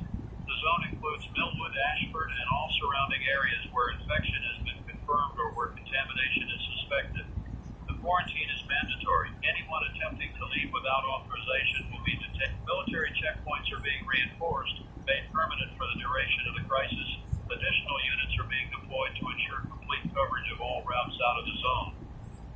The The goal is absolute containment, zero movement in or out. This is going to be controversial. People who live in the quarantine zone but aren't infected, aren't exposed, they're essentially trapped. They can't leave even though they're healthy, even though they have family elsewhere, even though they have reasons to go. They're stuck until the quarantine is lifted. But the alternative is uncontrolled spread of the infection beyond the region. One infected person leaving the zone could start an outbreak in a new location. The quarantine is harsh but necessary to protect the rest of the country. It's 8:58. We're approaching 11 hours of continuous broadcasting. I'm beyond exhausted. I'm running on pure determination now, forcing myself to stay focused, to keep delivering information. Emily's in the same state. We're both barely functional, but we keep going. The night is deepening. It's full dark now, has been for hours. The city lights outside seem dimmer somehow, as if the darkness is more profound than usual. Maybe it's just my exhaustion. Maybe it's the weight of everything that's happened. Out there in that darkness, infected are still moving. Patrols are still hunting them. Families are still sheltering in fear. The crisis continues, unrelenting, unforgiving. It's 9:06. Emily's got a report that's both encouraging and concerning. The rate of new infection reports has decreased significantly over the past few hours. Either we're getting ahead of the outbreak, or people have stopped reporting because they're too scared or because communication systems are failing. The official interpretation is optimistic. They're saying the containment measures are working, that the infection is being brought under control. The military operations in Millwood and Ashford eliminated the largest concentrations of infected. The checkpoints are preventing spread out of the region. The patrols are finding and eliminating scattered infected. But I'm cautious about optimism. We've only been fighting this for a day. There could be infected we haven't found yet, incubating in isolated locations. There could be contaminated water sources we haven't identified. There could be animals carrying the infection that haven't been spotted. Declaring victory too early would be a mistake. We need to maintain vigilance, maintain the response, maintain the pressure on the infection. Letting up now could allow it to resurge. It's 9:14. The CDC is estimating that the infection has a window of vulnerability. If we can go 72 hours, 3 days, without any new infections being reported, we can reasonably assume we've achieved containment. 3 days for anyone who was exposed to either develop symptoms or be confirmed uninfected. So we're looking at 3 more days of intensive operations, vigilant monitoring, aggressive response to any signs of infection, 3 days of quarantine, of checkpoints, of military patrols, 3 days of fear and uncertainty. If we make it through those 3 days without new outbreaks, we can start thinking about recovery, about rebuilding, about what comes next. But 3 days is a long time when you're dealing with an infection this deadly, this fast spreading. It's 9:22. Emily's showing me something on social media that's concerning. Conspiracy theories are spreading. People claiming this isn't a natural outbreak, claiming the government created this bacteria deliberately, claiming it's a bioweapon that escaped or was released intentionally. These theories are baseless. We know what happened. Old nuclear waste site leaked, radiation mutated bacteria, contaminated water spread the infection. It's tragic, but it's accidental. There's no conspiracy, no malice, just negligence and bad luck. But conspiracy theories spread faster than facts, especially in crisis situations. People are scared, looking for explanations, looking for someone to blame. Conspiracy theories give them simple answers, clear villains. Reality is messy and complicated, and people don't like messy and complicated. We need to counter these theories with facts, with clear communication, with transparency. The more we hide or obscure, the more people will fill gaps with speculation and conspiracy. Honesty is the best defense against misinformation. It's 9:30. I'm taking a moment to drink water, rest my voice. My throat is raw, painful. Every word is an effort, but I keep talking because people are listening, because this matters. Emily's monitoring channels, coordinating with our news team, making sure we have coverage of all developing situations. She's a professional, keeping everything running smoothly despite her own exhaustion. I couldn't do this without her. The night continues. The crisis continues. We continue. There's no other choice. It's 9:38. The military is reporting that nighttime patrols have eliminated 18 infected individuals in the past 3 hours. All were found in rural or wilderness areas, isolated, wandering. None had encountered civilians before being found and eliminated. That's positive. It means the patrols are effective, that the search is working. But 18 infected found means potentially more still out there. The military estimates they've covered maybe 20% of the rural and wilderness areas so far. 80% remains entire region, and that's assuming infected stay in one place, don't move around. In reality, they're mobile, could be anywhere. Systematic search is necessary but not sufficient. We also need rapid response to sightings, aggressive follow-up on any lead. The state is setting up a hotline for reporting suspected infected. Anyone who sees something suspicious can call immediately and response teams will be dispatched. It's a good system, but it depends on public vigilance, on people being aware and willing to report. It's 9:46. Emily's got new guidance from FEMA on recognizing infected individuals. The key signs are unusual gait, stumbling or lurching movement, lack of coordination, unusual vocalizations, guttural sounds rather than normal speech, lack of response to verbal commands or attempts to communicate, and aggressive behavior when humans are near, immediately moving toward and attempting to attack. If you see someone displaying these signs, do not approach. Do not attempt to help. Call authorities immediately and move away quickly. Infected are dangerous, unpredictable, and infection from a bite is a death sentence. This guidance is going out through all channels, being broadcast on all media, being posted on every platform. The goal is to make everyone aware, give everyone the information they need to stay safe. Knowledge is protection. The more people know, the better they can defend themselves and their families. It's 9:54. We're almost to the 12-hour mark of this broadcast. Midnight will mark 36 hours since the initial animal attack that started everything. A day and a half that has changed our world completely. I'm thinking about what tomorrow will bring. More searches, more patrols, more vigilance. Continued quarantine, continued restrictions, ongoing fear and uncertainty, but also maybe progress. Maybe tomorrow will go hours without a new incident. Maybe we'll start seeing the end of this. Or maybe tomorrow brings new outbreaks, new challenges, new horrors. Maybe this is just beginning and we haven't seen the worst yet. I don't know. Nobody knows. All we can do is keep fighting, keep responding, keep hoping that our efforts are enough. It's 10 and 2. Top of the hour. 10 p.m. Emily's got a report that's, I don't even know how to characterize it. It's both good and terrible. The medical staff at County Memorial Hospital has made a discovery.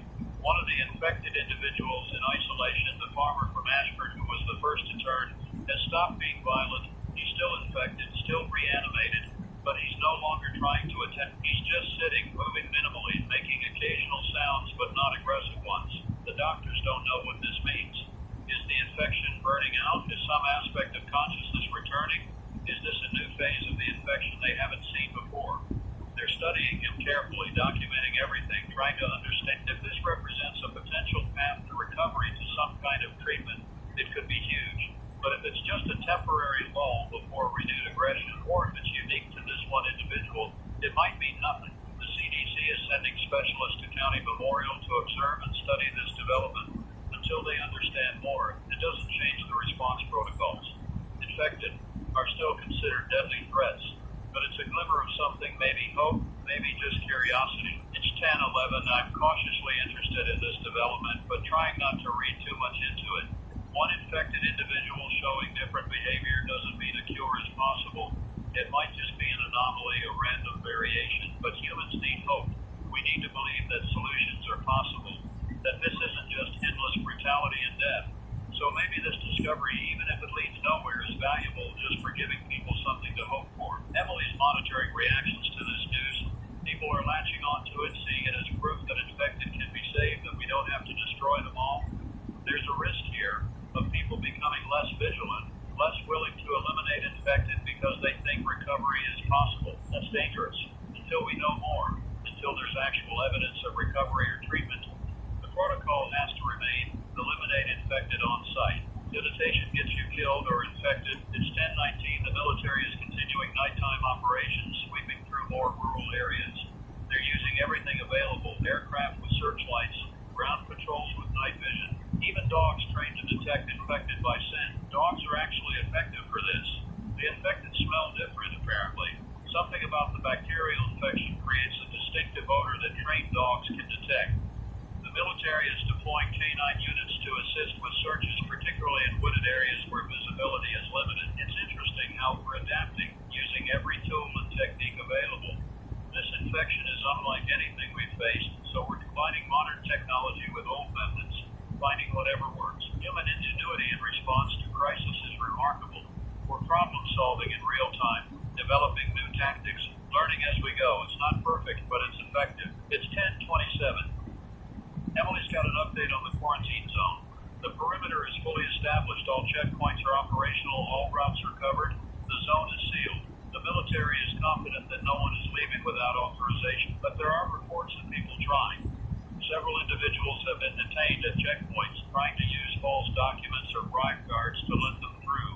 A few have attempted to cross the perimeter in remote areas, hiking through forests or fields. Most have been caught, but some might have made it through. The reality is that no quarantine is perfect. With hundreds of miles of perimeter and rough terrain, there are gaps. Determined people with knowledge of the land can probably find ways through. We have to accept that some people will escape the quarantine. The question is whether any of them are infected. If they are, if they carry the disease beyond the zone, we'll know within a day or two when they develop symptoms and die. Then we'll have new outbreaks to deal with. This is the nightmare scenario. Infected getting beyond the quarantine, spreading the disease to major cities, creating outbreaks in multiple locations simultaneously. That would overwhelm response capabilities, could lead to uncontrolled national spread. We have to hope that anyone who escaped the quarantine is uninfected is just scared citizens trying to get to safety. But we can't know for sure. It's 10:35. The state governor is going to give another address soon. Emily's watching for it, ready to relay key information. While we wait, let me give you an update on the big picture. We're 36 hours into this crisis. 2 towns have been cleared or destroyed. The infection source has been contained. Hundreds of infected have been eliminated. A formal quarantine is in place. Federal resources are deployed. By most measures, the response has been effective. But hundreds of people are dead. Thousands are displaced. An entire town has been erased. The region is under martial law, essentially, with military controlling movement and civilian authorities taking a backseat. Normal life has been suspended completely, and we still don't know if we've really contained it. We still don't know if there are infected beyond the quarantine. We still don't know if the contamination will cause new outbreaks. We're in a holding pattern waiting to see if our efforts were enough. The next 48 hours are critical. If we can maintain containment, prevent new infections, survive this period without major outbreaks, we'll be through the worst. But that's a big if. It's 10:44. The governor is speaking now. Emily's pulling up the feed. Let me listen and relay important points. He's praising the response efforts, thanking military and first responders, acknowledging the bravery and sacrifice of those who fought the infection. He's offering condolences to families who lost loved ones. He's confirming that Millwood is secure and Ashford has been completely cleared through controlled burn. He's announcing that the quarantine will remain in place for at least 72 hours while they ensure no new infections develop. He's addressing the economic impact, announcing state financial assistance for affected businesses and displaced families. He's saying the state will rebuild, will recover, will come back stronger. He's being optimistic, perhaps overly so. But governors have to project confidence, have to give people hope. Admitting doubt or fear would undermine public morale. He's taking questions from reporters now.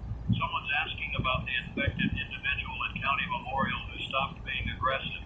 The governor's saying it's too early to draw conclusions, that the CDC is investigating, but that it's a hopeful development. Another reporter is asking about casualties.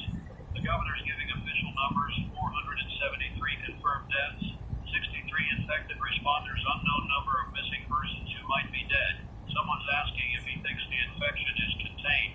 He's saying he's confident in the containment measures, confident that the spread has been stopped. But he's also cautioning that vigilance is necessary and that the situation is still evolving. It's 10:53. The address is over. It was fine, appropriately serious and hopeful and balanced. The governor did his job, reassured people while being honest about challenges. Emily's checking reaction. Most people seem satisfied, taking comfort in official statements. But some are skeptical, questioning whether the government is being fully transparent. Trust in institutions is fragile during crisis. Every statement, every action is scrutinized. Officials have to be perfect or they lose credibility. It's an impossible standard, but it's what people demand. It's 11:01. We're past 12 and a half hours of continuous broadcasting. I'm so exhausted I'm starting to feel disconnected from reality.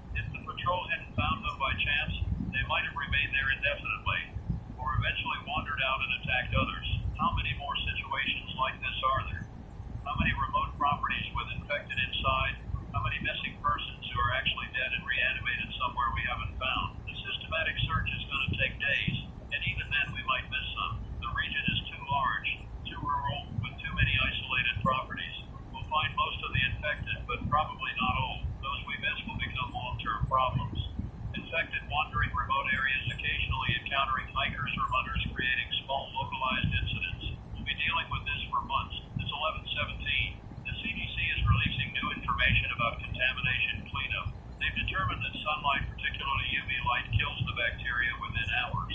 Any surface exposed to direct sunlight for a full day is considered safe. This means outdoor contamination will naturally degrade. Contaminated soil, contaminated surfaces, as long as they're exposed to sunlight, will be safe within a day or two. Indoor contamination is more problematic. Requires cleaning with strong disinfectants or exposure to UV lamp. But this is good news. It means the environment itself is helping clean up the contamination. Nature is eliminating the bacteria through normal processes. We just have to be patient, give it time to work. Water contamination is more complex. Bacteria in moving water are exposed to sunlight and die off quickly. But bacteria in groundwater, in aquifers, and still ponds, they're protected from sunlight and survive longer. Those water sources need to be tested and possibly treated. The environmental remediation is going to be a long-term project, but at least we have a path forward. We understand the bacteria's vulnerabilities. We can exploit those vulnerabilities to clean up the environment. It's 11:25. I'm checking my phone. My wife texted an hour ago saying she's okay, trying to sleep, telling me she loves me. I text back telling her I love her too, that I'll be home as soon as I can, that she should rest. I don't know when I'll get home. I don't know when this broadcast will end. But knowing she's safe, knowing she's sheltered and secure, that helps me keep going. Emily's family is texting her too. Everyone's worried, everyone's scared. But everyone's safe, at least for now. That's what matters. It's 11:33. The military is reporting that nighttime patrols have now covered about 40% of rural and wilderness areas. They found and eliminated 32 infected individuals total. That's actually fewer than expected, which suggests either most infected were in Millwood and Ashford and have been dealt with, or there are infected in areas not yet searched. The military is prioritizing areas near population centers, areas where infected could most easily encounter civilians. More remote areas will be searched over the coming days, but they're lower priority. It's a practical approach. You can't search everything at once, so you focus on the highest risk areas first. But it means some infected will remain at large for days, wandering remote areas until patrols reach them. Hikers, hunters, people who go into wilderness areas need to be warned. Stay out of the backcountry for now. Don't go into forests or remote areas. Infected might be anywhere, and if you encounter one alone in the wilderness, help won't arrive in time. It's 11:41. Emily's showing me footage from Ashford. The controlled burn is complete. The entire town is gone, reduced to ash and burned foundations. The guard is maintaining perimeter, ensuring the fire doesn't spread, ensuring no infected survive. In the morning, crews will move in to assess the site, begin cleanup, but there's nothing to save, nothing to rebuild. Ashford is gone permanently. The land itself might be contaminated enough that it remains uninhabitable. It's a stark reminder of the cost of this infection. Not just lives lost, but entire communities erased. History eliminated, culture destroyed. Ashford had been there for over a century. Now it's just a burned scar on the landscape. Future generations will remember Ashford as the town that was destroyed to stop the infection. It'll be a cautionary tale, a reminder of what can happen when safety precautions are ignored, when toxic waste is improperly disposed of. But for the people who live there, it's not a tale or a lesson. It's their lives, their memories, their home, gone. It's 11:49. We're approaching midnight. That'll mark 37 hours since this started. A day and a half that feels like weeks. Time has lost meaning in this crisis. Everything blurs together into one continuous nightmare, but we're still here, still broadcasting, still delivering information, still doing our part. That counts for something. Emily's preparing updates for midnight. I'm resting my voice, drinking water, trying to summon energy for the hours ahead. We're going to keep going. As long as we're needed, we'll be here. It's 11:57. 3 minutes to midnight. The end of the second day, I'm reflecting on everything that's happened, everything we've lost, everything we've learned. We learned that nature can turn against us when we're careless. We learned that modern society is fragile, can be disrupted completely in hours. We learned that people are both heroic and fallible, capable of great sacrifice and terrible mistakes. We learned that some threats can't be negotiated with, can't be reasoned with, can only be fought with overwhelming force. We learned that survival sometimes requires brutal choices, destroying things we love to save what remains. We learned that uncertainty is torture, that not knowing is sometimes worse than bad news. We learned that community matters, that people come together in crisis, that humanity persists even in the darkest times. It's 12:00 a.m., midnight.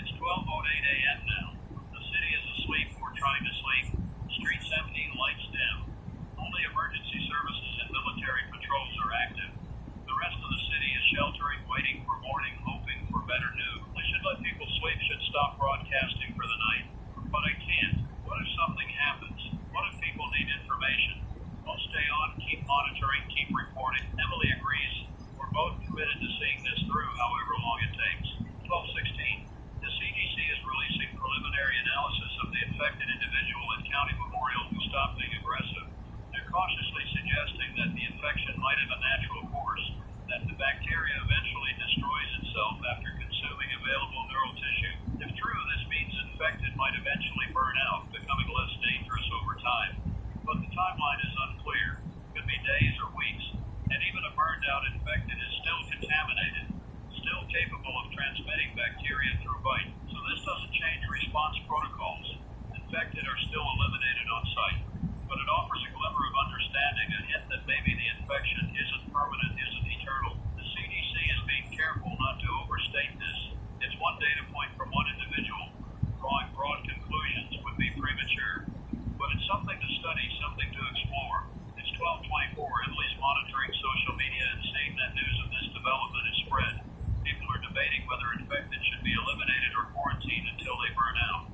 It's a contentious discussion with strong opinions on both sides. Practically speaking, quarantining hundreds of infected individuals for days or weeks isn't feasible.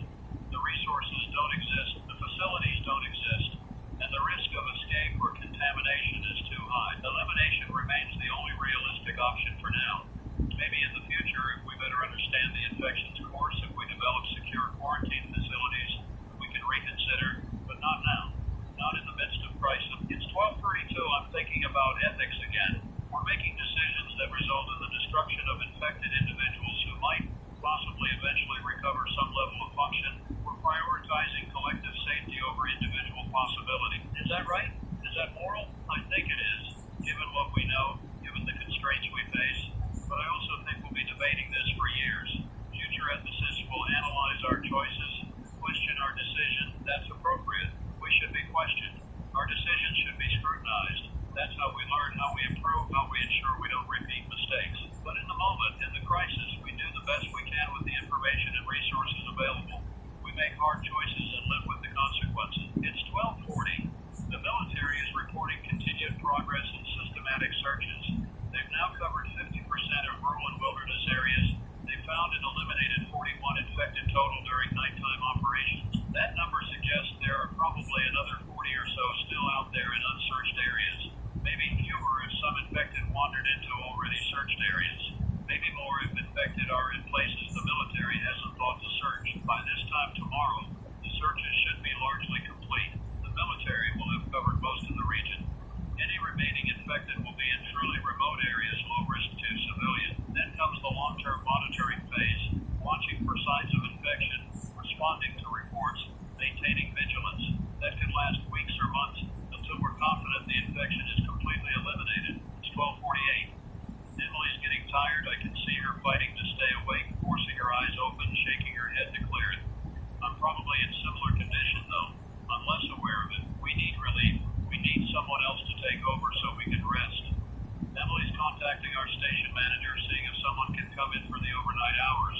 If so, we might be able to take a few hours break, sleep, recover. I'm reluctant to leave. What if something happens while I'm gone? What if people need information and I'm not here to provide it? But I also recognize that I'm becoming less effective with each passing hour. Rest might make me more useful in the long run. It's 12:56. Station manager is sending someone.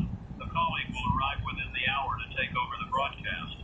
Emily and I can leave, go home, rest for a few hours. We'll return in the morning to continue coverage. I'm relieved. I need to see my wife, need to sleep, need to recover, but I'm also anxious about leaving. This broadcast has been my focus for over 13 hours. Walking away feels wrong, even though I know it's necessary. It's 1:04 a.m. Her colleague has arrived, a broadcaster named Sarah, who's rested and ready to take over. Emily's briefing her, bringing her up to speed on everything that's happened, making sure she has all the resources and contacts needed. I'm gathering my things, preparing to leave. It feels surreal. For 13 hours I've been in this chair, speaking into this microphone. Now I'm just leaving, going home, returning to normal life, except nothing's normal anymore. It's 1:12. I'm recording a sign-off message. This is Daniel Rothman. I've been with you for over 13 hours covering this crisis as it unfolded. I'm going to step away now, rest, recover. My colleague Sarah will continue coverage through the night, but I'll be back in the morning to bring you more updates. Stay safe, everyone. Lock your doors. Stay inside. Follow official guidance. We will get through this together. This is Emily and I are leaving the studio. The night air outside is cool, refreshing after hours in the climate-controlled building. The city is dark, quiet, almost peaceful. You'd never know there was a crisis unless you looked. in the parking lot. Emily's heading to her apartment. I'm heading home to my wife. We'll both try to sleep, try to recover. Tomorrow we'll be back, continuing the coverage, doing our job. I drive through empty streets, past checkpoints where soldiers watch me pass, past darkened buildings and closed businesses. This is my city, but it feels alien now, changed by the crisis. I arrive home. My wife opens the door before I can unlock it, throws her arms around me. We stand there in the doorway, holding each other, not speaking. What is there to say? We're alive. We're together. That's enough. It's 1:34 a.m. I'm home, safe, with my wife. For the first time in 13 hours, I can breathe. The weight lifts slightly. Not gone. Never gone while the crisis continues. But lighter. I eat something, shower, try to unwind. My wife tells me about her day, sheltering in place, hearing sirens and explosions, being scared. I tell her about the broadcast, the information, the non-stop flow of bad news. We're both traumatized in different ways, but we're together. We have each other. That gives us strength. It's 2:07 a.m. I need to sleep. My body is shutting down, demanding rest, but my mind races, replaying everything, unable to stop. My wife is already asleep. I lie next to her, listening to her breathe, finding comfort in her presence. Slowly, finally, I drift off. Sleep is fitful, full of nightmares. I dream of infected, of burning towns, of screaming victims. I wake repeatedly, disoriented before remembering where I am. But it's sleep. It's rest. It's what I need. Morning comes too soon. Light through the windows. My wife stirring beside me. Time to get up, return to the studio, continue the broadcast. It's 7:43 a.m. I've slept for about 5 hours, broken and restless, but it's something that feels marginally more human. I shower, dress, eat breakfast. My wife makes coffee, strong and hot. We don't talk much. What's there to say? I check my phone. Messages from Emily, from colleagues, from family. Everyone checking in, making sure I'm okay. I respond briefly, let them know I'm fine, heading back to the studio. My wife hugs me at the door. Be careful, she says. I promise I will. I drive through morning streets, still quiet, still under crisis lockdown. I arrive at the studio at 8:22 a.m. Emily's already there, looking better than last night, but still exhausted. Sarah's finishing up her overnight shift, briefing us on what happened while we were gone. The night was quiet, no major incidents. A few infected eliminated by patrols. Searches continuing. The situation stable. Good news, all things considered. Sarah leaves. Emily and I take our positions. We're back, ready for another day of coverage. It's 8:33 a.m. I'm back on air. Good morning. This is Daniel Rothman on 104. If you're just joining us, we're continuing coverage of the outbreak crisis that began 2 days ago. Let me bring you up to speed on where things stand. I deliver a summary. The outbreak in Millwood and Ashford, the contaminated nuclear waste site, the quarantine zone, the ongoing searches for infected, the current status of containment effort. Emily's pulling together information for me, preparing updates. We're back in the rhythm, doing our jobs, serving our community. It's 8:46 a.m. The morning sun is up, bright and clear. It's a beautiful day outside, which feels wrong somehow. Beauty and horror coexisting. Nature indifferent to human suffering. The CDC is holding a briefing at 9 a.m. We'll cover that live, relay important information. Emily's setting up the feed now. While we wait on reflecting on what we've learned in 40 hours, this infection is deadly but containable. It spreads quickly but predictably. It can be fought with conventional military tactics and aggressive public health measures. We're not helpless against it. We have tools, resources, knowledge. We can beat this. It just requires determination, sacrifice, coordinate. It's 8:54. The CDC briefing is about to start. Dr. Lisa Park is speaking. Emily's got the audio. Let me listen and relay key points. Dr. Park is confirming that 40 hours after the initial outbreak, they believe they've achieved containment. No new infections have been reported in over 12 hours. The quarantine is holding. Searches are progressing well. She's estimating that within another 48 hours, they'll be confident the outbreak is completely eliminated. That's not a guarantee, but it's the current projection based on infection timelines and search progress. She's explaining more about the infected individual at County Memorial who stopped being aggressive. The bacteria appears to have consumed available neural tissue and is now dormant in the body. The individual isn't recovering, isn't regaining consciousness, but isn't actively dangerous anymore. This doesn't change protocols, but it suggests an infected who somehow escaped detection might become less dangerous over time. Not safe, not harmless, but less likely to actively hunt and attack. She's discussing long-term environmental remediation remediation. The contaminated waste site will be properly sealed and cleaned over the coming months. Water sources are being tested comprehensively. Any contaminated water will be treated or isolated until natural bacterial die-off occurs. She's projecting that the region will be safe for normal habitation within a few weeks once all testing is complete and any remaining contamination is addressed. It's 9:13. The briefing is over. It was comprehensive, optimistic, but not unrealistically so. Dr. Park did a good job communicating complex information clearly. Emily's checking public reaction. People are cautiously hopeful. The briefing provided reassurance, gave people something to believe in. Morale is improving slightly, but people are also exhausted, traumatized, grieving. Hope helps, but doesn't erase the pain of the past 2 days. The losses are real. The scars will last. It's 9:21. I'm getting messages from listeners again, people thanking me for the coverage, for being a steady voice during the crisis. It's humbling. I'm just doing my job, but apparently it matters. One message particularly stands out. It's from a survivor from Millwood, someone who evacuated before the town was cleared. They're saying my broadcast helped them stay calm, helped them make decisions, possibly save their life. They're thanking me. I don't know how to respond to that. I'm glad I helped, glad the broadcast made a difference. But I also feel unworthy of gratitude. I was safe in a studio. They were in the outbreak zone, facing real danger. They survived through their own courage and luck, not because of me, but maybe giving people information, keeping them connected, providing a sense that someone was paying attention. Maybe that did help. Maybe it mattered. It's 9:29. The military is releasing updated numbers. Systematic searches are now 70% complete. They found and eliminated 53 infected total in rural and wilderness areas. They estimate 10 to 20 more remain in large and unsearched areas. By this evening, searches should be essentially complete.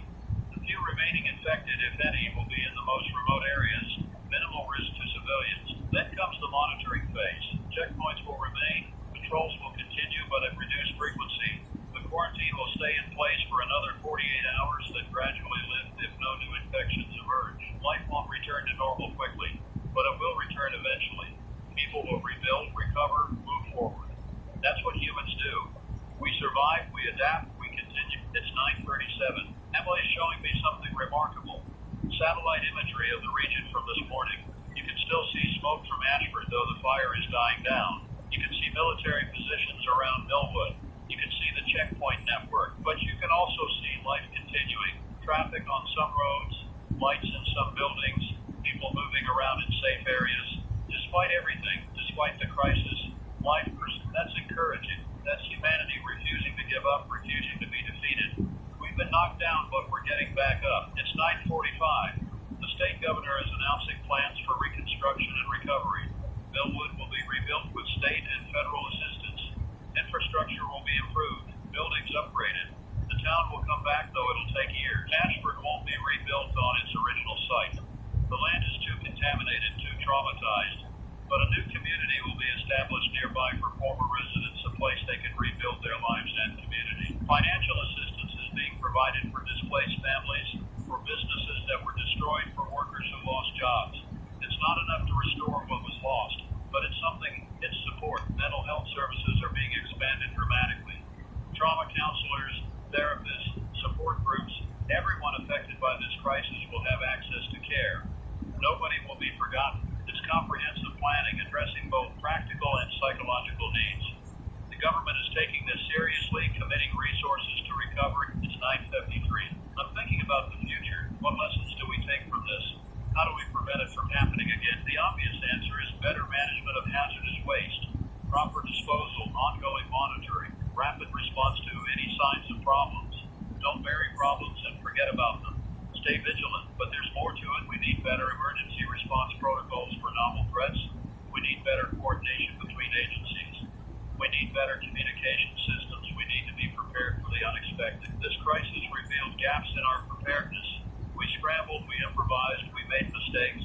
We can do better, we must do better. Future crises will come, different threats, different challenges. But if we learn from this, if we improve our systems and responses, we'll be better equipped to handle them. It's 10:01, top of the hour. The sun is climbing higher. The day is warming. It's almost pleasant outside, almost normal. Inside the quarantine zone, searches continue. Outside the zone, life slowly resumes. The crisis isn't over, but it's winding down. We're past the peak, moving into the recovery phase. I'm going to continue broadcasting providing updates, keeping people informed. But the tone is shifting from crisis response to recovery planning, from survival to rebuilding. That's progress, that's healing, that's hope. It's 10:09. Emily's showing me more social media. People are sharing stories from the past 2 days, stories of loss and survival, of fear and courage, of community and connection. One story particularly moves me. A family in Millwood was trapped in their home, surrounded by infected. They barricaded themselves upstairs, stayed quiet, waited. For 12 hours they waited, terrified, not knowing if help would come. Then the National Guard arrived, cleared their street, rescued them. They were evacuated, tested, confirmed uninfected. They survived because they stayed calm, stayed hidden, trusted that help would come. That's a success story. That's what we were fighting for. Every life saved, every family reunited, that's victory. Small victories, individual victories, but they matter. It's 10:17. The CDC is announcing that testing of survivors is complete. 307 people have been tested. All are confirmed uninfected. They're being released from quarantine, allowed to go to shelters or family or wherever they can go. These survivors are the future of this region. They'll rebuild their community. They'll remember what was lost. They'll carry forward the stories and memories. They're the living legacy of this crisis. Some will leave unable to return to a place with such trauma. That's understandable. But others will stay, will rebuild, will make this region home again. That resilience is inspiring. It's 10:25. I need to take a short break. My voice is starting to go again, needs rest. Emily's going to cover for a few minutes while I step away, drink water, rest my throat. I'll be right back. Back at 10:34. 9 minutes. Felt like seconds. Time is strange during crisis, compresses and expands unpredictably. Emily's got new information. The military has found an infected in a cave system in a remote area. The infected wandered deep into the caves, got lost, couldn't find its way out. It's trapped there, no threat to anyone, but also difficult to reach and eliminate. The military is debating whether to pursue it into the caves or just seal the cave entrance, trap it permanently. The caves are dangerous, easy to get lost in. Not worth risking soldiers to eliminate one isolated infected. They'll probably seal it. Drop the infected into darkness. Let it wander the caves until it dies of exposure or starvation or falls into a pit. It's a harsh fate, but pragmatic. This is what we've become. Making cold calculations about life and death, choosing efficiency over compassion. It's necessary, but it changes us. It's 10:42. The state health department is lifting some restrictions. Counties outside the immediate quarantine zone are being moved to enhanced monitoring status rather than full lockdown. People can resume normal activities with caution. Businesses can reopen. Life can resume. The immediate quarantine zone, the 9 counties around Millwood and Ashford, will remain locked down for another 48 hours. But everyone else can start returning to normal. That's significant. It means the crisis is truly contained, truly localized. The rest of the state isn't at risk. People can stop being afraid, can start recovering. Of course, normal is relative. Nothing will be the same after this. The psychological impact will last. The memory of these 2 days will haunt the region for generations. But at least the immediate threat is passing. It's 10:50. I'm checking with Emily about how long we should continue broadcasting. We've been at this for hours again, and while I'm more rested than yesterday, I'm still tired. Emily suggests we continue through the afternoon, then hand off to evening coverage. We'll have been on for about 6 hours at that point, enough to provide comprehensive daytime coverage without burning ourselves out. That sounds reasonable. 6 more hours, I can do that. Emily can do that. Then we rest, recover, come back tomorrow if needed. It's 10:58. The situation is stable. That's the summary. Stable, contained, improving. Not perfect, not resolved, but moving in the right direction. The infected are being eliminated. The contamination is being addressed. The quarantine is holding. The recovery is beginning. All positive development. We're going to be okay. The region is going to be okay. It'll take time, it'll take work, it'll take healing, but we'll make it through. It's 11:06. I want to speak directly to anyone listening who's been affected by this crisis, to survivors, to evacuees, to family members who lost loved ones, to first responders who fought the infection. You've been through something horrible, something traumatic, something that will mark you forever. And I'm sorry. I'm sorry this happened. I'm sorry for your losses, your pain, your suffering. But I also want you to know that you're not alone. This community, this region, this state, we're all with you. We're all supporting you. We're all committed to helping you recover and rebuild. You survived. That matters. You're here, you're alive, you have a future. It might not look like the future you imagined, but it's still there. You can still build something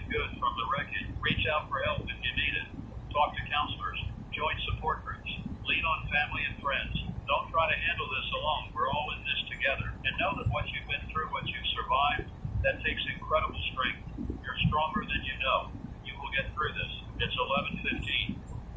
Emily's looking at me with tears in her eyes. That message affected her, affected me.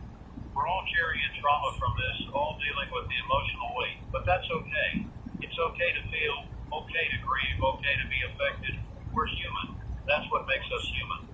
Our capacity to care, to hurt, to hope. The infected lost that. They became something else, something without consciousness or compassion. But we remain human, remain capable of love and empathy. That's our strength. It's 11:23. The military is announcing completion of systematic searches. They've covered 95% of the region. The remaining 5% is extremely remote, mountainous, or heavily forested, unlikely to harbor infected, but also nearly impossible to search thoroughly. They're declaring the search complete. Any remaining infected are isolated in areas where they pose minimal risk. Long-term monitoring will continue, but active search operations are ending. This is a milestone. This marks the transition from crisis response to recovery and monitoring. The acute phase is over. It's 11:31. FEMA is beginning to scale back operations. The command center will remain operational for another week, coordinating recovery efforts, but the emergency personnel will start rotating out, returning to their home bases. The National Guard will draw down to a smaller presence, maintaining checkpoints and patrols, but at reduced levels. The massive mobilization of resources is ending. Life is returning to normal slowly, gradually. The extraordinary measures are being lifted as the extraordinary threat recedes. It's 11:39. The quarantine will officially lift in 36 hours if no new infections are reported. That's the current plan, subject to change if the situation shifts. People will be able to leave the quarantine zone, travel freely. Life will resume. The region will reconnect with the outside world. It's hard to believe. 44 hours ago, the first animal attack occurred. Now, less than 2 days later, we're talking about lifting the quarantine. The response was massive, was effective, was sufficient. We contained it. We beat it. We survived. It's 11:47. I'm feeling something like relief, though it's tempered by awareness of the cost. We won, but hundreds died. We survived, but communities were destroyed. Victory doesn't erase loss. Still, we won. That matters. We faced an unprecedented threat, and we stopped it. That's humanity at its best. Responding to crisis with determination and courage. I'm proud of the response, proud of the responders, proud of this region. We did the hard things, made the hard choices, saw it through. That took strength. It's 11:55, approaching noon. The sun is high, the day is bright. Outside the studio, the world continues. People working, living, surviving. The crisis didn't destroy us. We adapted, we overcame, we persisted. That's the human story. We face threats, we suffer losses, we endure. We always have. We always will. This crisis is just another chapter in that long story. It's 12:03 p.m. Noon, the midpoint of the day, the turning point between morning and afternoon. Feels symbolic somehow. Emily's preparing an afternoon update. I'm gathering notes, organizing information. We'll continue providing coverage, keeping people informed, serving our community. This is what we do. This is our contribution. Others fight infected, others treat the wounded, others rebuild communities. We inform, we connect, we communicate. That's our role when it matters. It's 12:11. The state governor is announcing a day of remembrance to be held next week. The day to honor those who died, to recognize those who responded, to begin the communal process of grieving and healing. It's appropriate. We need rituals, need ceremony, need ways to mark significant events. The day of remembrance will help the community process what happened, begin moving forward. I'll attend. Emily will attend. We'll stand with our community, honor the fallen, support the survivors. It's important. It's 12:19. I'm thinking about the long-term impact of this crisis. How will it change us? What will we remember? What lessons will we carry forward? We'll remember the fear, the uncertainty, the loss. We'll remember the courage of responders, the strength of survivors, the resilience of community. We'll remember that we faced something terrible and we didn't break. We'll be changed, more cautious, more prepared, more aware of our vulnerabilities, but also more appreciative, more connected.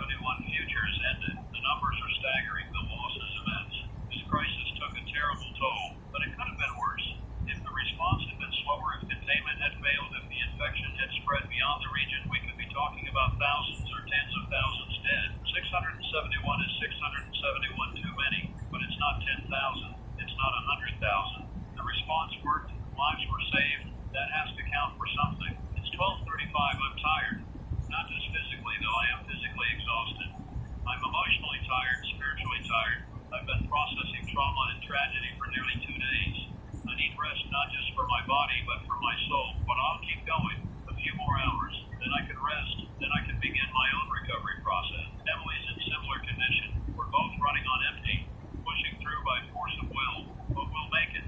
We've come this far. We can finish. It's 12:43. The CDC is announcing that the infected individual at County Memorial Hospital who stopped being aggressive has died. The bacteria consumed all available neural tissue, the body shut down, and the individual died. They did not reanimate a second time, so the infection has a finite course. Attack, kill, reanimate, burn out, die. Complete cycle takes 3 to 5 days. The infected don't last forever. They destroy themselves through the violence of the infection. This information is useful. It confirms that even if we miss some infected, even if some remain at large, they'll die naturally within days. The threat is self-limiting to some extent. Of course, in those 3 to 5 days, an infected individual can spread the infection to others who then have their own 3 to 5 day cycle. So you can't just wait it out. You have to actively eliminate infected to break the transmission chain. But it's still useful information. It means this infection can sustain itself indefinitely. It burns hot and fast, and then it's done. It's 12:51. I'm checking messages on my phone again. More from family, more from listeners, more from colleagues. Everyone checking in, offering support, expressing concern. I respond briefly, thanking them, reassuring them I'm okay. I'm not really okay, but I will be. I'm functional, which is what matters right now. My wife texts asking when I'll be home. I tell her a few more hours, probably around 5 or 6 p.m. She says she'll have dinner ready. That simple promise, that normal domestic plan, it brings comfort. Life will return to normal. It's already starting. Dinner plans, normal routines, ordinary life. That's what we're fighting to preserve, to restore. It's 12:59, 1 p.m. approaching. The afternoon is progressing. Time continues its steady march forward, indifferent to human concerns. Emily's pulling together updates for the top of the hour. I'm preparing to deliver them. We've done this so many times now, it's automatic. The routine we've perfected through repetition. This broadcast has become part of the crisis response, part of how the community processes what's happening. That's an honor and a responsibility. We can't let people down. It's 1:07 p.m. I'm delivering the top of hour update. Summary of current status, update on searches and containment, information about recovery planning. It's a comprehensive overview, everything people need to know. Emily's monitoring feedback. People are listening, paying attention, sharing the information. Our broadcast is reaching thousands, maybe tens of thousands. That reach matters. Information saves lives. I'm grateful for this platform, this opportunity to serve. Broadcasting can be trivial sometimes, can feel meaningless, but in crisis it becomes vital.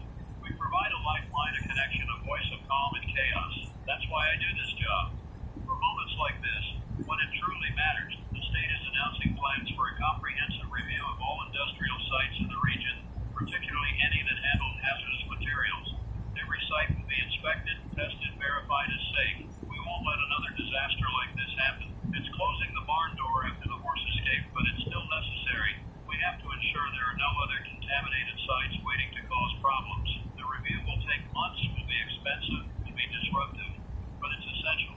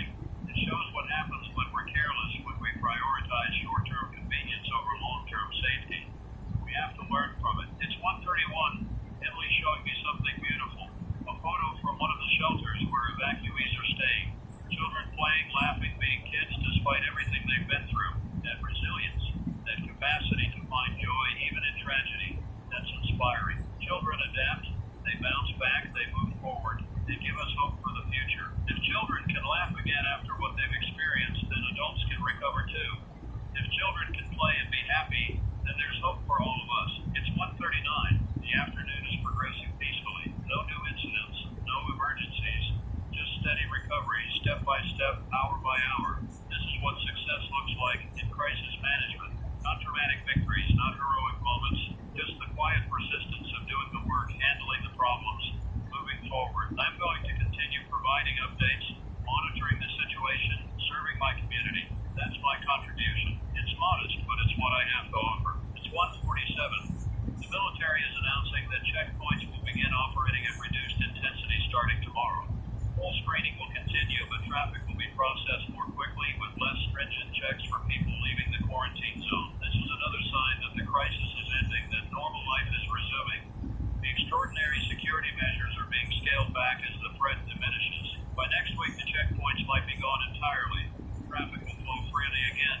The region will reconnect with the wider world. It's 1:55. I need to take another short break, rest my voice, hydrate. Emily's going to cover for 10 minutes while I step away. I'll be back shortly. Back at 2:07, 12 minutes longer than planned, but I needed it. My voice is holding up better than yesterday, but still needs rest. Emily's got updates from FEMA. They're projecting that full recovery for the region will take 3 to 5 years. That includes rebuilding Millwood, relocating Ashford residents, remediating the contamination, restoring economic activity. 3 to 5 years. That's a long time. That's lives on hold, futures delayed, normalcy deferred.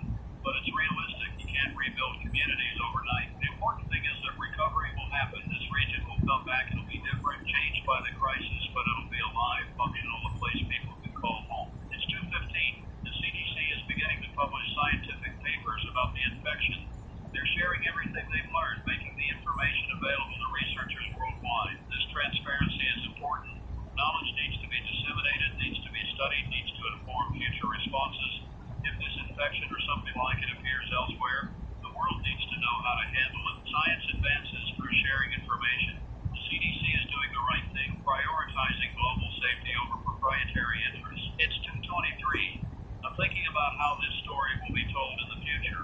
What narratives will emerge? What heroes will be celebrated? What lessons will be emphasized? There are many possible narratives.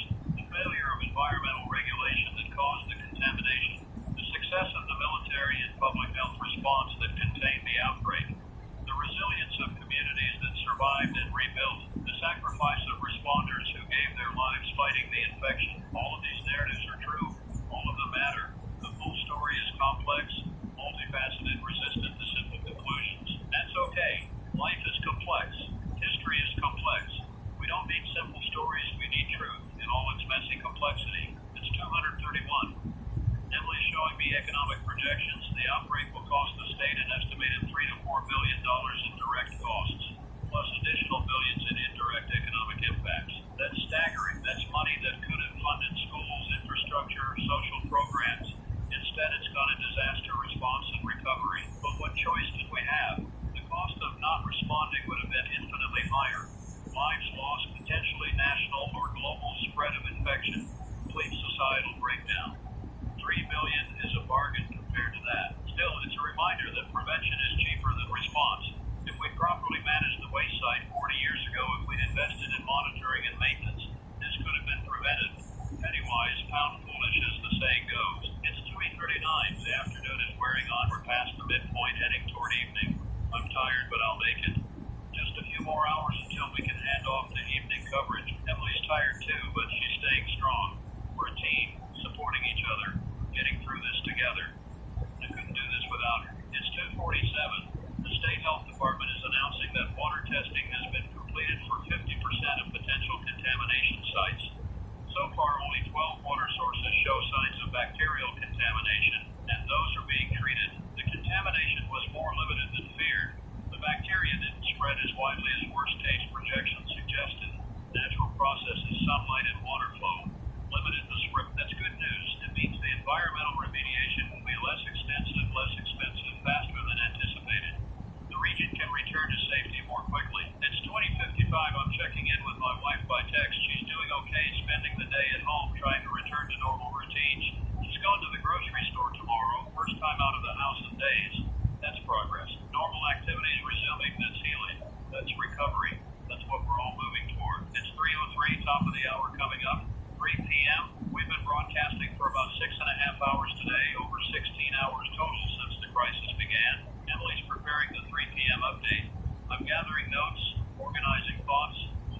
comprehensive summary of where things stand, then continue with periodic updates through the afternoon. It's 3:11. I'm delivering the update. The situation is stable and improving. The outbreak is contained. The infection is being eliminated.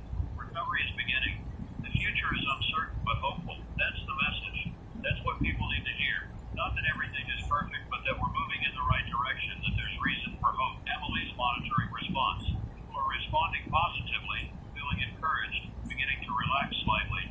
The constant fear is easing, replaced by cautious optimism. That's healthy. That's appropriate. The worst is past. We can start looking forward rather than just surviving the present. It's 3:19. The military is announcing awards and commendations for personnel who served during the crisis. Medals for valor, citations for bravery, recognition for exceptional service. These soldiers and officers earned these honors. They fought an enemy, unlike any in history, risked their lives, saved countless civilians.